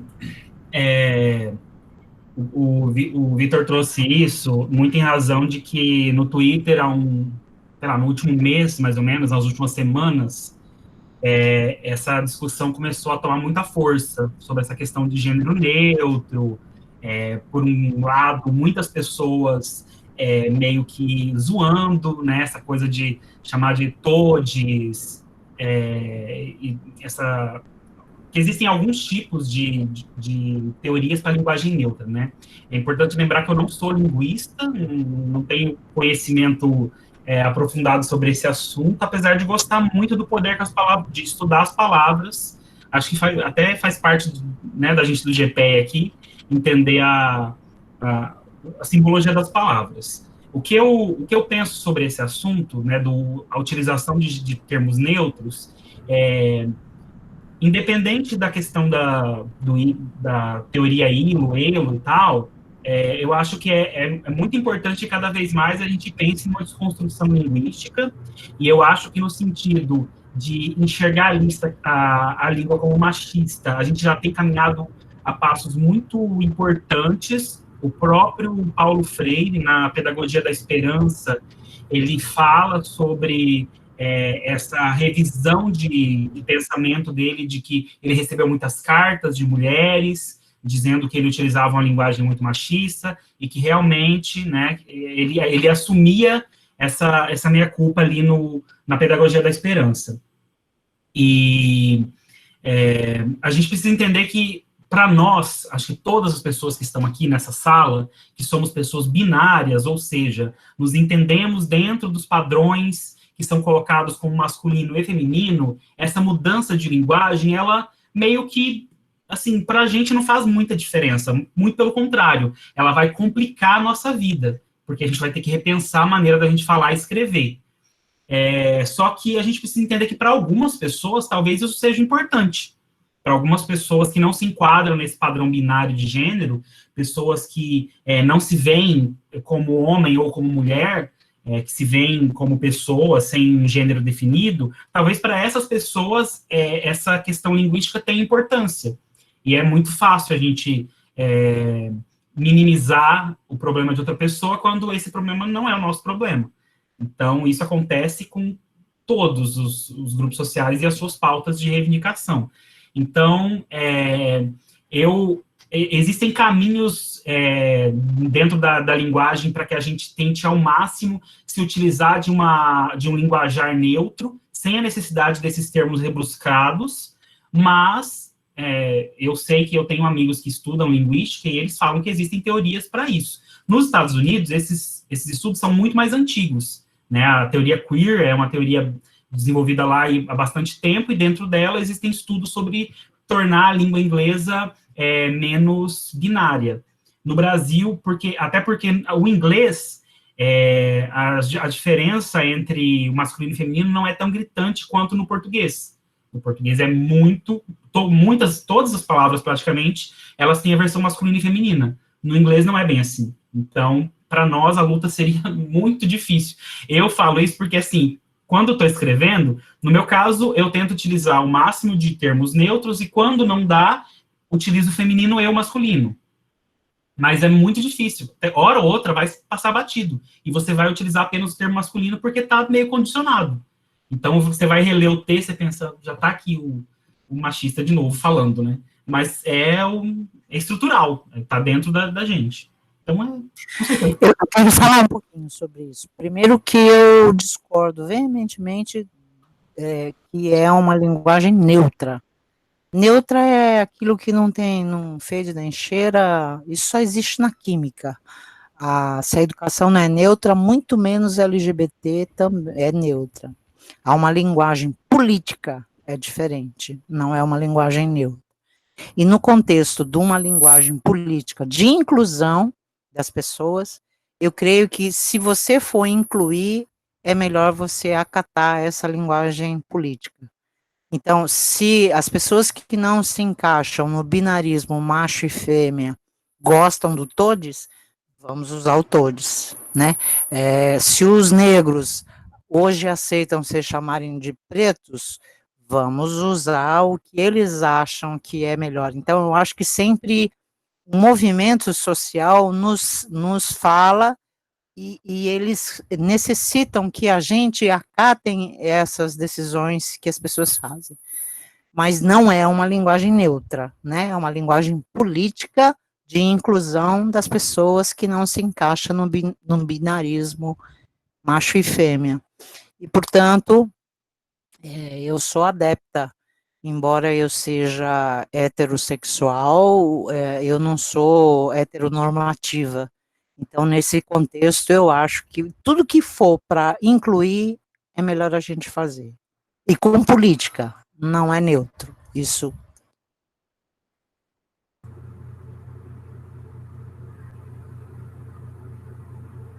Obrigada, Romário, continue. É basicamente isso. Obrigado, Mi, concordo totalmente com você. Eu utilizei o termo neutro aqui muito dentro da discussão que está sendo feita, que utiliza-se, né, essa nomenclatura, mas concordo que no sentido um posicionamento político mesmo. Da contribuição do Vitor, né, calúnia, tá, Vitor, essa história lá de que é culpa minha. Eu só sou um pouco mais velho que você, né, e tive essa oportunidade, né, de romper o armário mais cedo, felizmente. Mas eu fiquei muito, muito feliz dessa indicação, depois eu quero conversar mais com você, porque realmente eu tenho muito interesse da gente não parar por aqui e continuar essa construção de aproximar esses dois movimentos, e eu espero contar mesmo com todas e todos aqui do GPE para que a gente possa se aproximar cada vez mais. Não só o Vitor, mas uma das outras pessoas que eu entrevistei, que foi o Amarelo, que eu falei, ele várias vezes ele referenciou a Michele, tem a Michele como uma pessoa, assim, admirável e tal, então, já existe... Clóvis, né? Ele mesmo. Já existe essa conexão, então falta a gente realmente transformar isso em luta coletiva, sabe, em conjunto, né? Quem sabe na próxima parada aqui de Cuiabá presencial a gente não vai ter o pessoal do GPE lá com a gente, e ao mesmo tempo, quem sabe na próxima greve do clima a gente não vai ter mais do pessoal LGBT, então acho que unir esses dois grupos vai ser bom para todo mundo.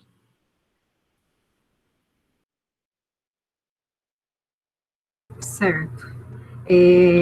Roberta, alguma consideração? Nenhuma. Nenhuma? Tudo certo. Bom, a gente tem aqui um outro bloco, onde estão inscritos Débora, Irineu, Cássia, né? Então, e a Marcela fez uma pergunta agora no final. Então, eu vou pedir para a Débora falar. Ok. Parabéns, Romário. Adorei seus slides. Adorei os slides da Rob. Arrasou também, Rob. Linda a arte. E eu gostaria de ouvir um pouco a Rob, porque, assim, você traz uma perspectiva, né? Uma leitura histórica sobre a formação do Brasil.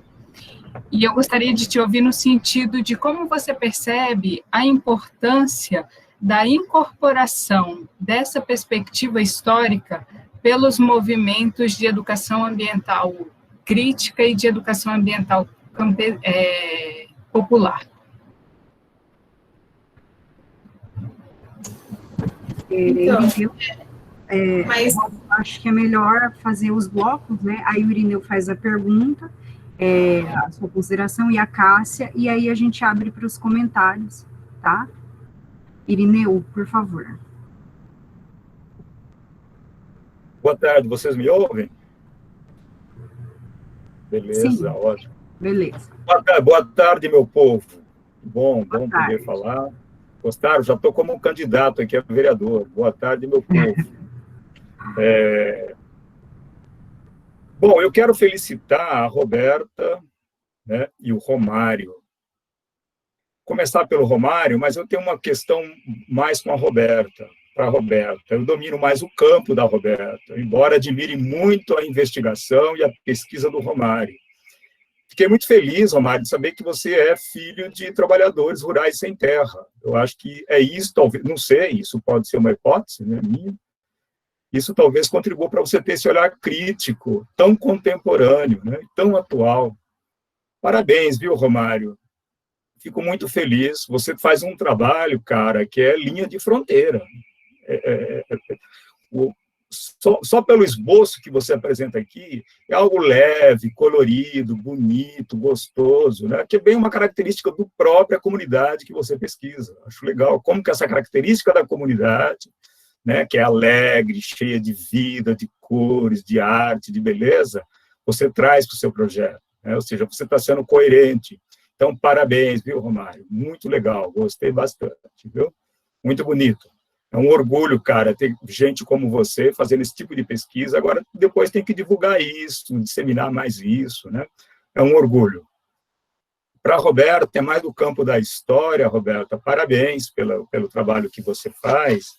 Eu gostaria de ouvir de você um pouco, assim, como você vai fazer para estabelecer relação aí com a crise climática ou com a questão da degradação da natureza, né? Eu acho que tem alguns autores, não sei se você, talvez você já conheça, mas que acho que é importante você ter contato. Michele Sato com certeza conhece, que é o José Augusto Pádua e o Gessé Souza, que acho que todos vocês devem conhecer, né? São dois autores que acho que complementam um pouco da Lilian Schwartz. A Lilian Schwartz é uma grande pesquisadora, muito boa, mas um pouco tucana, né? Isso não desmerece o trabalho dela, ela é super profissional, né? Eu gosto muito do Gessé Souza, com esse último livro dele, eu li A Elite do Atraso, e ele resgata todo o período nosso colonialista e o período do Império também. E gosto também de um livro dele, que ele produziu quando estava na UFMG, que é A Ralé Brasileira, Quem é e Como Vive, que retrata muito bem o processo de dominação do período colonialista e do período imperial, né? A sua pesquisa, Roberto, ela tem um vínculo muito claro com o que estamos vivendo hoje, nesse período neofascista, né? Olha aí, é tão evidente, momentos que em governos autoritários, você vê essas construções de narrativas e de mitologias, né, nacionais, são nos governos autoritários que se sobressaem. Veja o jargão do governo Bolsonaro, Brasil acima de tudo, povo acima, algo assim, povo acima de tudo, Brasil acima de tudo, são esses jargões dos grandes governos autoritários. Os governos autoritários, eles tentam reescrever a história. Esse governo que está presente aqui, por exemplo, ele tenta negar a ditadura. Ele nega todo o processo de exploração. Ou seja, isso que a Lilian traz é muito atual hoje. Ou seja, se você aborda, Roberta, temas super pertinentes para nós entendermos dilemas atuais. E por que estamos vendo essa guerra cultural hoje, né? Essas batalhas pelo monopólio da verdade. O que esse grupo fascista que está no poder, eles disputam é uma batalha pelo monopólio da verdade, né? Eu acho que o grande desafio seu, Roberta, vai ser como dar o gancho para a questão ambiental. Michele já pontuou um pouco isso, né? Eu gostaria de ouvir de você como é que você vai fazer relação com a crise climática. O Pádua tem um livro, que acho que você conhece, Roberto, muito bom, que chama Um Sopro de Destruição, onde ele vai trabalhar todo o período, ele estuda o período escravagista e como que se deu o processo de avanço sobre a degradação da natureza. E veja que o conceito de natureza foi construído no botânico, sobretudo no Segundo Império, né? Construído no botânico, e o conceito de natureza é do litoral, como se o litoral fosse o progresso, o litoral é o iluminismo, o litoral é o avançado, e o interior de Goiás e Sertão, as províncias do Pará, a província de Goiás, a província do Mato Grosso, era o atraso, o sertão. Então, veja que o conceito de natureza é construído neste período aí. E o conceito de natureza é um conceito de natureza que vem do litoral. Tanto nós que estamos no Cerrado e na Amazônia eram vistos como florestas que eram ameaçadoras. É agora, em 1960, 1970, com a expansão da soja, que começam a ver a floresta como sendo ameaçada. Mas até então, o conceito de natureza é como se o sertão fosse algo que tem que ser desbravado, né? A construção desse conceito de natureza, de que o cerrado e a floresta amazônica era o sertão que vivia isolado, e a Mata Atlântica, sim, a Mata Atlântica era a exuberância, a Mata Atlântica era a natureza. Veja os quadros que existiam na época, as pinturas do período. Então, eu acho que dá para você estabelecer alguma relação.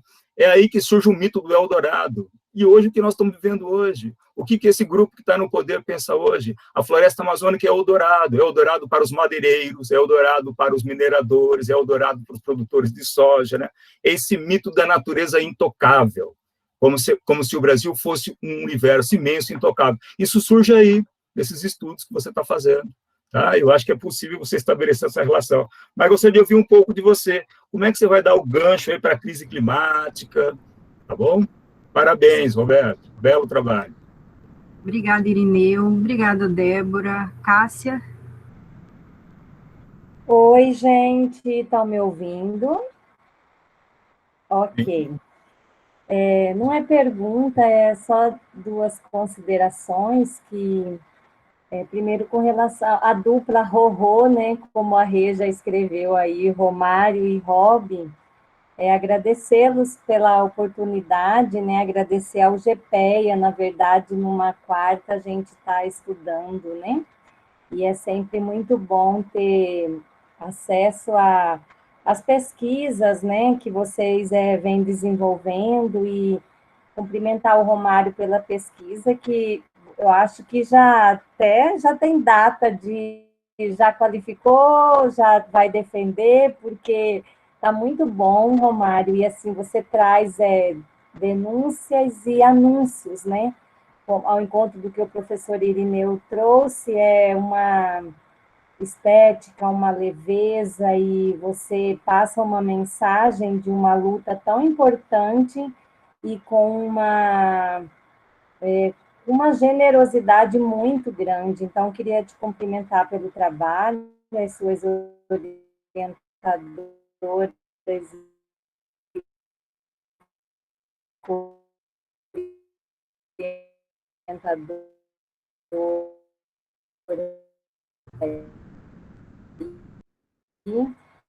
e com relação... Estão me ouvindo ainda? Está travando. Travou um pouquinho, Cássia. E agora? Não te ouvi, Cá. Agora sim. Mas se você puder repetir. Agora está melhor. Apareceu aqui, você está sem conexão. É a história, né, gente? Eu não sei, eu falo para vocês que aqui chove, aí vocês não acreditam, mas aqui já está fechado o tempo aqui, eu acho que vai chover de novo, e a minha conexão dá uma travada quando eu ligo o vídeo, né? Mas aí, assim, então, parabenizar ao Romário, não sei se vocês ouviram até essa parte, dizer da pesquisa dele, e eu li muito a professora Lília quando fiz o meu mestrado, porque eu trabalhei com a trajetória escolar de alunos negros, né? Então, o livro Espetáculo das Raças foi um dos livros que eu trabalhei muito na dissertação. E aí eu gostaria só de essa observação para hobby, né, no sentido assim da escolha da obra, porque a professora Lília, ela acaba nos ajudando muito a olhar para esse cenário que a gente vive, ao encontro do que o professor Irineu já trouxe. Eu até ia tirar minha inscrição, porque o Irineu contemplou bastante, né?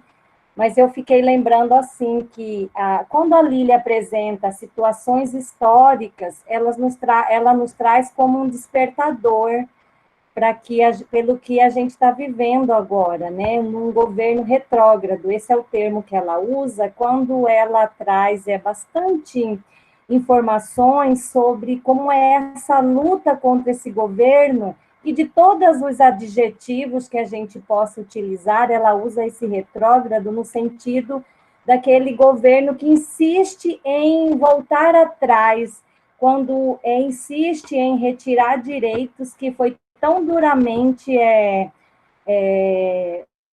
conquistados, né? Então, ela usa muito esse termo, e eu só gostaria de trazer essa contribuição, que eu gosto muito da leitura das colunas da Lília, das obras dela, quando ela nos convida para uma vigilância cidadã.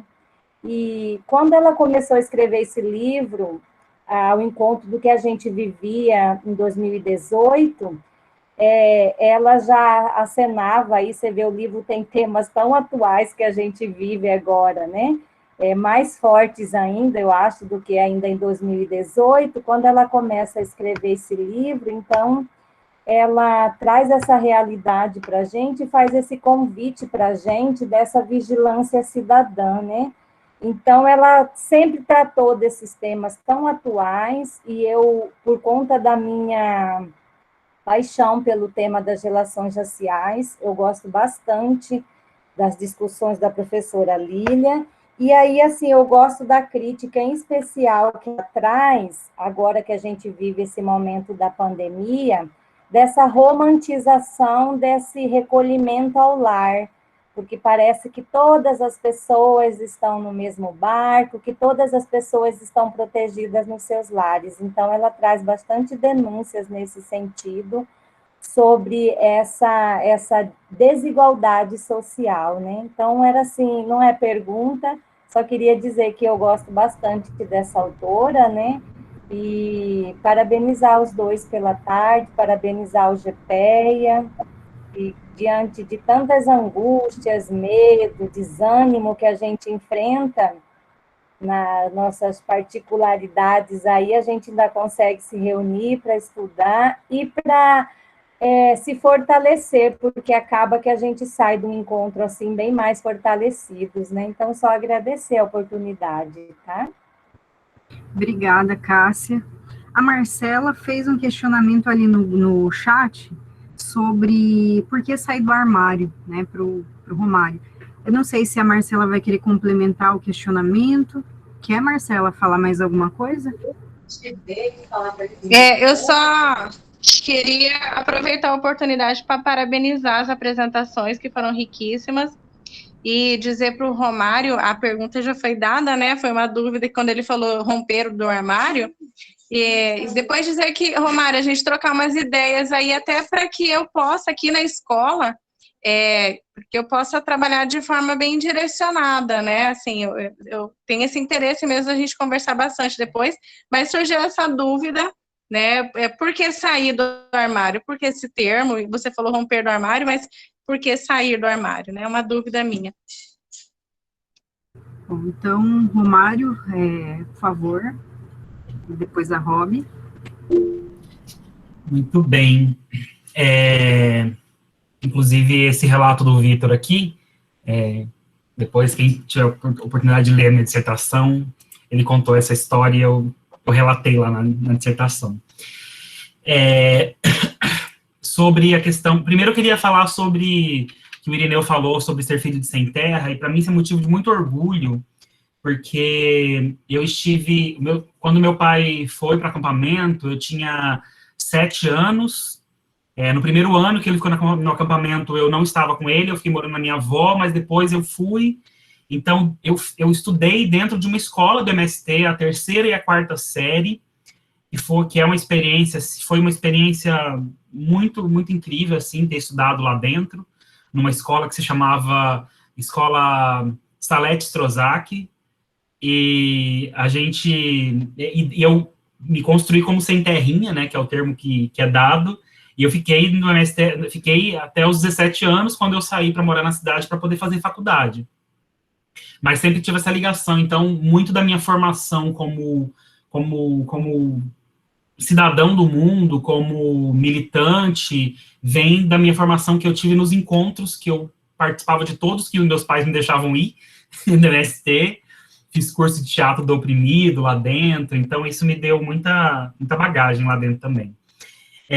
E sobre a questão do armário, que a Marcela perguntou, tem inclusive um livro chamado A Política do Armário, de um autor chamado Sedgwick, que ele contextualiza um pouco mais sobre isso, e porque para algumas pessoas o armário é um lugar de proteção. A gente fala armário quando a pessoa não é assumida, né? As pessoas não sabem abertamente da sexualidade dela. Então, esse termo armário é utilizado para isso, como se essas pessoas estivessem escondidas, né? Esconde as suas práticas sexuais das outras pessoas. E revelar isso para as outras pessoas é um processo, né? Tem perdas e ganhos, digamos assim, mas é muito libertador. Mas, por um outro lado, tem uma coisa importante de ver isso, que é a questão do respeito que precisa ter, sabe? É muito... E aí fica, né, a dica pessoal de quem é LGBT para todo mundo, não se arranca ninguém do armário, sabe? Isso é uma coisa muito pessoal e individual, essa escolha do momento certo para dar esse passo, porque só cada pessoa sabe a dor e a delícia de ser quem se é. Então, depende muito da estrutura familiar, né, e tudo mais. No meu caso, por exemplo, eu só revelei para os meus pais depois que eu estava fora de casa e depois que eu já tinha um relacionamento sério e que eu já não dependia nem financeiramente, nem emocionalmente dos meus pais. Emocionalmente, não, minto, né, emocionalmente, mas eu não dependia deles, né, e que já tinha conquistado a minha liberdade, digamos assim. Então, foi um processo muito tranquilo, foi muito mais fácil do que eu imaginava. Mas eu tenho certeza que se eu tivesse feito essa revelação lá na minha adolescência, eu não teria tido uma experiência muito boa. Eu teria sofrido pra caramba, porque eu venho de família... apesar de meus pais serem do MST, né, super de esquerda, isso, aquilo, eles são uma família tradicional, religiosa, cristã, que tem todos aqueles pensamentos que a religião prega. Então, foi um processo. E eu acho que é importante respeitar esse momento de cada pessoa, mas né, a dica assim, o que se pode fazer é permitir o que a Michele Sato falou é bem a verdade. Permitir o diálogo, né? Eu já tive a experiência de ter 2 amigos meus, não é o caso do Vitor, no caso, porque, inclusive, na época da revelação dele, nós nem éramos tão próximos, né, Vitor? A gente se tornou muito mais próximos depois.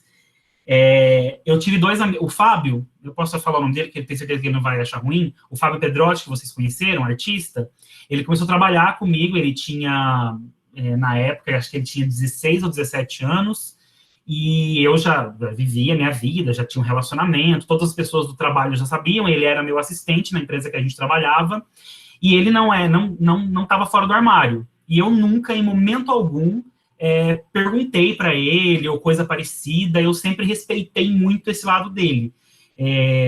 Ele teve que tomar a atitude de me chamar para conversar, para me contar as coisas. Toda vez que ele me perguntava alguma coisa desse universo, eu falava para ele, contava, explicava, contava todas as coisas, mostrava vídeo para ele, mas nunca em nenhum momento perguntei para ele. Nem cheguei a perguntar, apesar de que eu sabia, né, aquela coisa que as pessoas chamam de gaydar, que é um radar para localizar, mas eu nunca tive porque eu queria respeitar o momento dele. Eu queria que ele sabesse o momento certo. E claro que na hora que ele soubesse o momento certo, que ele soubesse que ali tinha uma pessoa que ele podia confiar, mas sem tirar ele à força daquele lugar.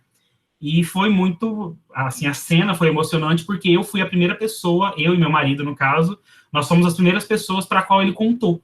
Então, ele contou, fez toda alguma coisa, tal. Foi muito bonito, inclusive, isso. Mas isso depois de mais de 1 ano que eu conhecia ele. Que é aí que ele foi me contar. E no outro dia de manhã, ele contou para a mãe dele. E, então, foi, assim, eu acho que essa questão do armário existe todo um tabu em volta disso, né? O Vitor tem uma história também interessante que está lá na dissertação, então leiam, fazendo a propaganda para vocês lerem, que lá tem as vivências dessas 7 pessoas, que têm histórias bem diferentes dessas saídas do armário, né? Inclusive, nós temos 2 pessoas lá entrevistadas que são transexuais, um homem trans e uma mulher trans. E aí a vivência deles é diferente mais ainda, porque eles saem do armário 2 vezes, geralmente, né? No caso desses 2, é bem assim. Primeiro você sai, teoricamente falando que você é lésbica ou gay, no caso deles, e depois teve o processo de descoberta de que, na verdade, era uma questão de gênero. E aí é uma outra saída do armário. Então, é interessante. Recomendo que vocês leiam. Obrigada, Romário. Roberta, suas considerações? Eu não consigo lembrar um pouco da pergunta da Cássia, acho que não foi uma pergunta, foi uma consideração sobre o livro, né, Cássia? Mas eu vou começar aqui pela ordem que foi apresentada, a Débora, né? Depois o Irineu. Então, a respeito da perspectiva, aqui eu faço até uma consideração em relação à retrospectiva, que é o que aborda o livro da Lívia Valete, a respeito da origem do autoritarismo no Brasil, né? Isso que ela aborda.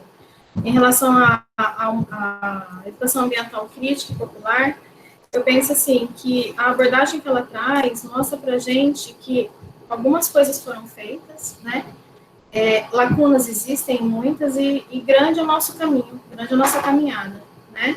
Onde ela tenta trazer para a gente que algumas questões tão presentes, né, e que nos revoltam, principalmente a gente que está na contramão, né, do que agora está sendo pautado aí pelos nossos familiares, governo e tudo mais. Assim, já que o Romário falou tantas narrativas pessoais, né, aqui eu abro uma brecha também em relação ao meu núcleo familiar. Eu sou, acho que a única, considerando um anarquista que tem na família, acho que somente 2 pessoas que não são bolsonaristas, né?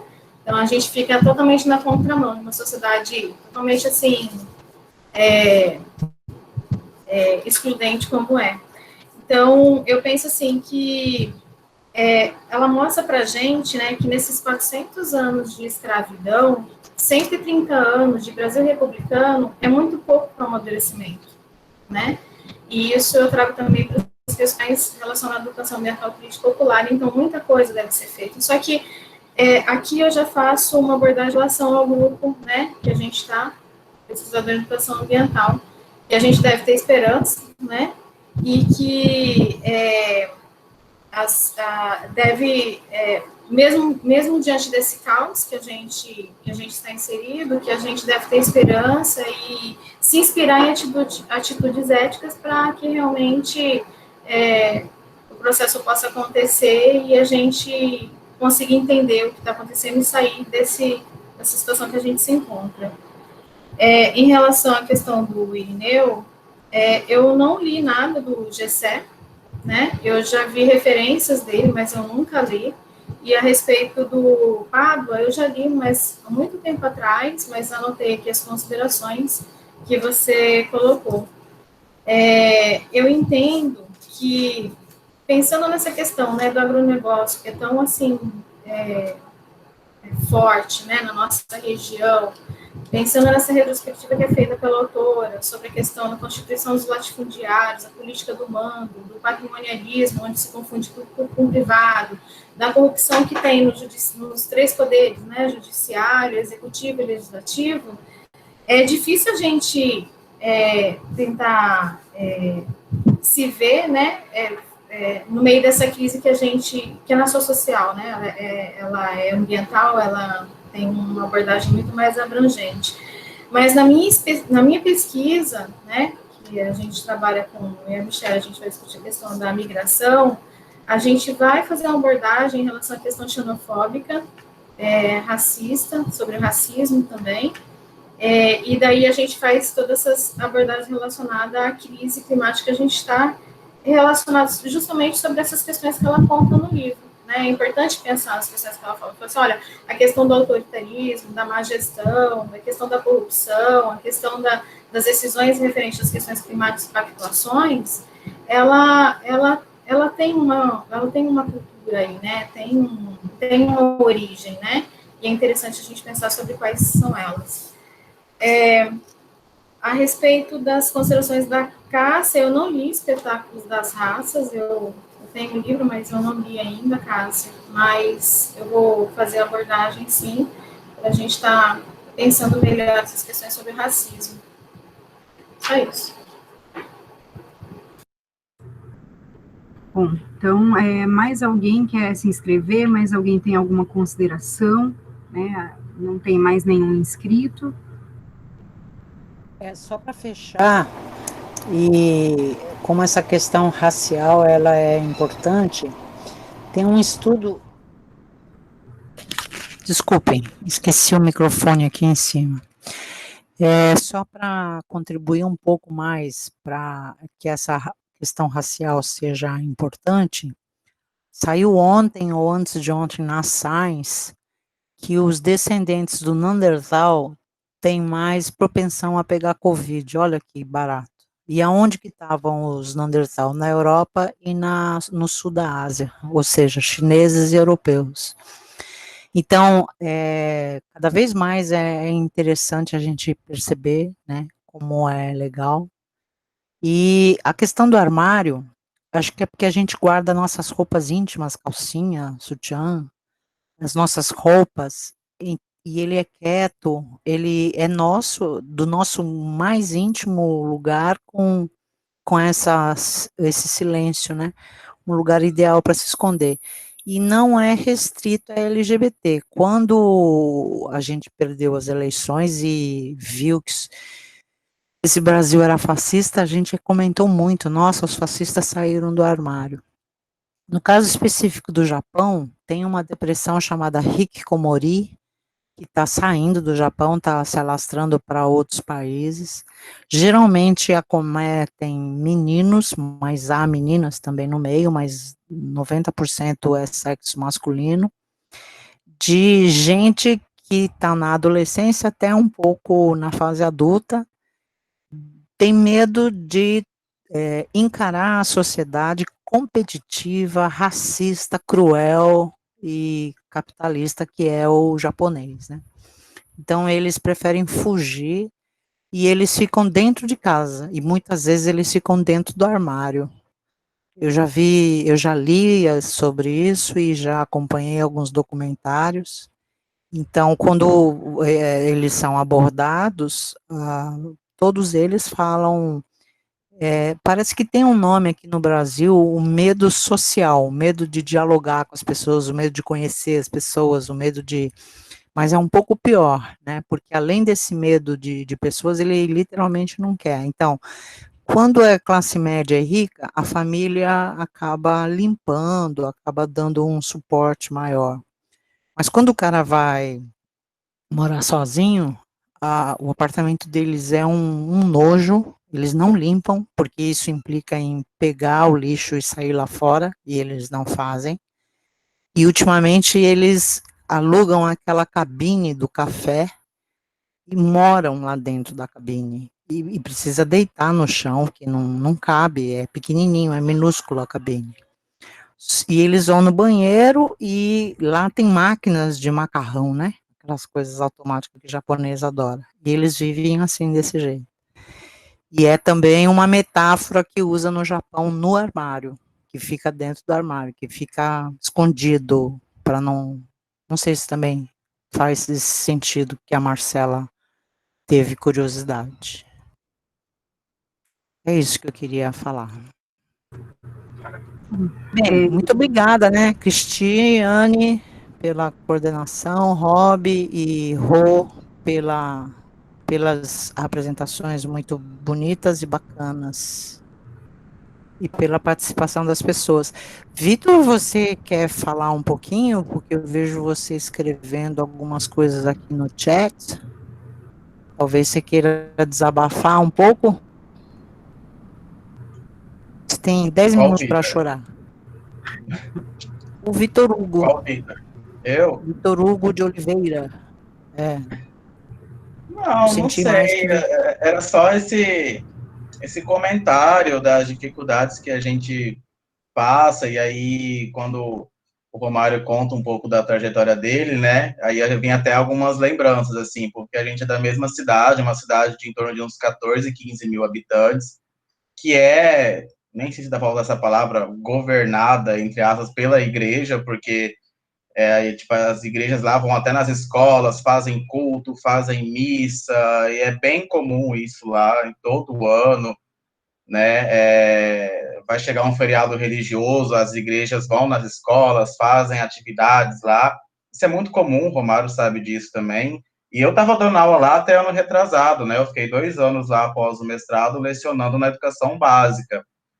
E a minha vontade era assim, do mesmo jeito que decora a escola na época da Páscoa, com coisas de Cristo, eu queria no dia de visibilidade LGBT decorar a escola com arco-íris, mas obviamente que eu fui podado, né, para fazer isso. O máximo que eu consegui foi em outubro, a questão do folclore, do Dia das Bruxas, porque eu adoro coisas de terror, sou apaixonado em vampiros, lobisomens, etc. E consegui ainda fazer isso, mas com uma restrição de colegas falando que aquilo era coisa do demônio, né? Então, ainda tive essa restrição aí, mas recebendo essas críticas.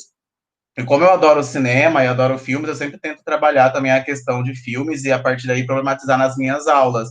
E uma vez, eu, na ingenuidade, coloquei aquele filme com Amor Simon, que é um romancezinho entre 2 meninos do ensino médio, né? E tem no final um beijo, um selinho dos dois na roda gigante. Nossa, aquilo foi para aluno e na coordenação falar que não quer ficar na escola para ver homens se beijando. Se fosse um casal hétero, eu não sei se teria toda essa revolta, né? E aí a coordenação me pediu para tirar o filme, que aquilo não era legal, que ia dar muito problema. Aí na onde eu coloquei, para mim, eu caracterizo como uma homofobia institucional, porque dentro da minha instituição eu não pude trabalhar a temática LGBT.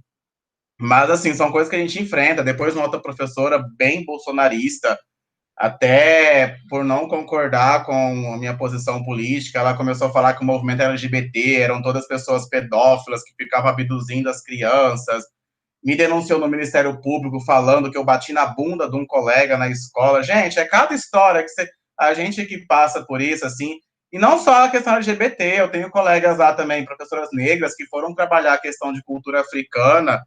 O pastor foi lá e falou para não fazer aquilo, porque era macumba e não sei o que. Então, às vezes, juntava eu, essa minha outra colega negra, e aí a gente sofria bastante, assim, aquela coisa bem velada, entendeu?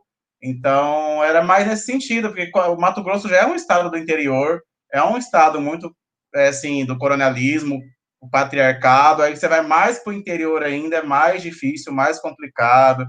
A minha história é bem parecida com a do Romário. Minha mãe foi freira, minha mãe morou na Itália, trabalhou com João Paulo II, então meus pais são bem da igreja. Se vocês forem na minha casa em Araputanga, aparece uma igreja. Tem tipo um Jesus Cristo lá, tamanho família, que às vezes eu acordava de noite, assustava com ele, assim, quando eu ia no banheiro, né? Falei, meu Deus, tem um ladrão aqui, mas era Jesus. Mas Jesus não roubou lá a gente lá, não.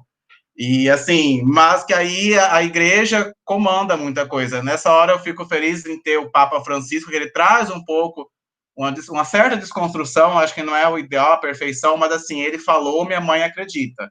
Então, assim, quando ele fala algumas coisas, minha mãe vai lá e repensa, né? Então, isso eu vejo como algo positivo. Mas as igrejas evangélicas, elas são muito fortes. Com todo respeito aos evangélicos, mas eu já sofri muita homofobia da igreja Monte Sião, onde uma moça de lá, de Araputanga, queria chamar o pastor para fazer uma libertação em mim, tirar, tipo, o homossexualismo de mim, sabe? Então, as coisas desse tipo que a gente passa. Hoje eu não fico mal com isso, eu faço aquela cara de deboche, eu nem ligo assim mais. Acho que eu já passei por algumas coisas, não muita coisa, porque eu ainda sou muito novo, eu acho que ainda vou passar por muita coisa. Mas hoje, assim, eu tento ressignificar algumas coisas, eu faço um enfrentamento, eu não consigo ficar quieto, eu não fico calado. Não é à toa que hoje eu faço parte da ONG Livremente, e a gente está no movimento, mas é esse tipo de coisa que a gente passa.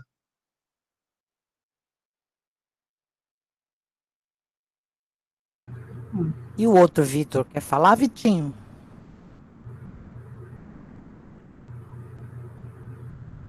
Vitor Melo? Acho que não. Cri, com a bola para fechar. Bom, Obrigada. gente, só agradecer, né, a oportunidade de estar aqui com vocês, de ter visualizado e entendido e participado de mais um colóquio, né, que é um alívio, é um alento nesses momentos em que a gente vive. Agradecer a participação do Romário, da Roberta, né, compartilhando questões de pesquisa, leituras muito importantes para a gente. Agradecer a participação de todos que estão aqui presentes, a Mimi sempre contribuindo, sempre trazendo elementos diferentes, né, Regina também aqui junto com a gente, né, e agradecer a todos pela oportunidade, por estar aqui com vocês, e encerrar mandando um grande beijo a todos vocês, e até o nosso próximo colóquio. Eu só queria pedir, quem puder ligar a câmera para a gente tirar um print. Eu tô meio sem câmera, assim. Você não vai ter como. Eu não consigo. Quem puder ligar aí, a gente tira um print. Um pouquinho. Fazendo print. Bem. Aí. Não mandei nada agora no chat para não aparecer. Vamos lá, um sorrisão. 1, 2, 3. Acho que ficou bom. Beleza. Então tá bom, gente. Beijão. Até o próximo. Valeu, Pipo. Até. Beijo, gente. Muito obrigado. Beijo. Vamos ver vocês.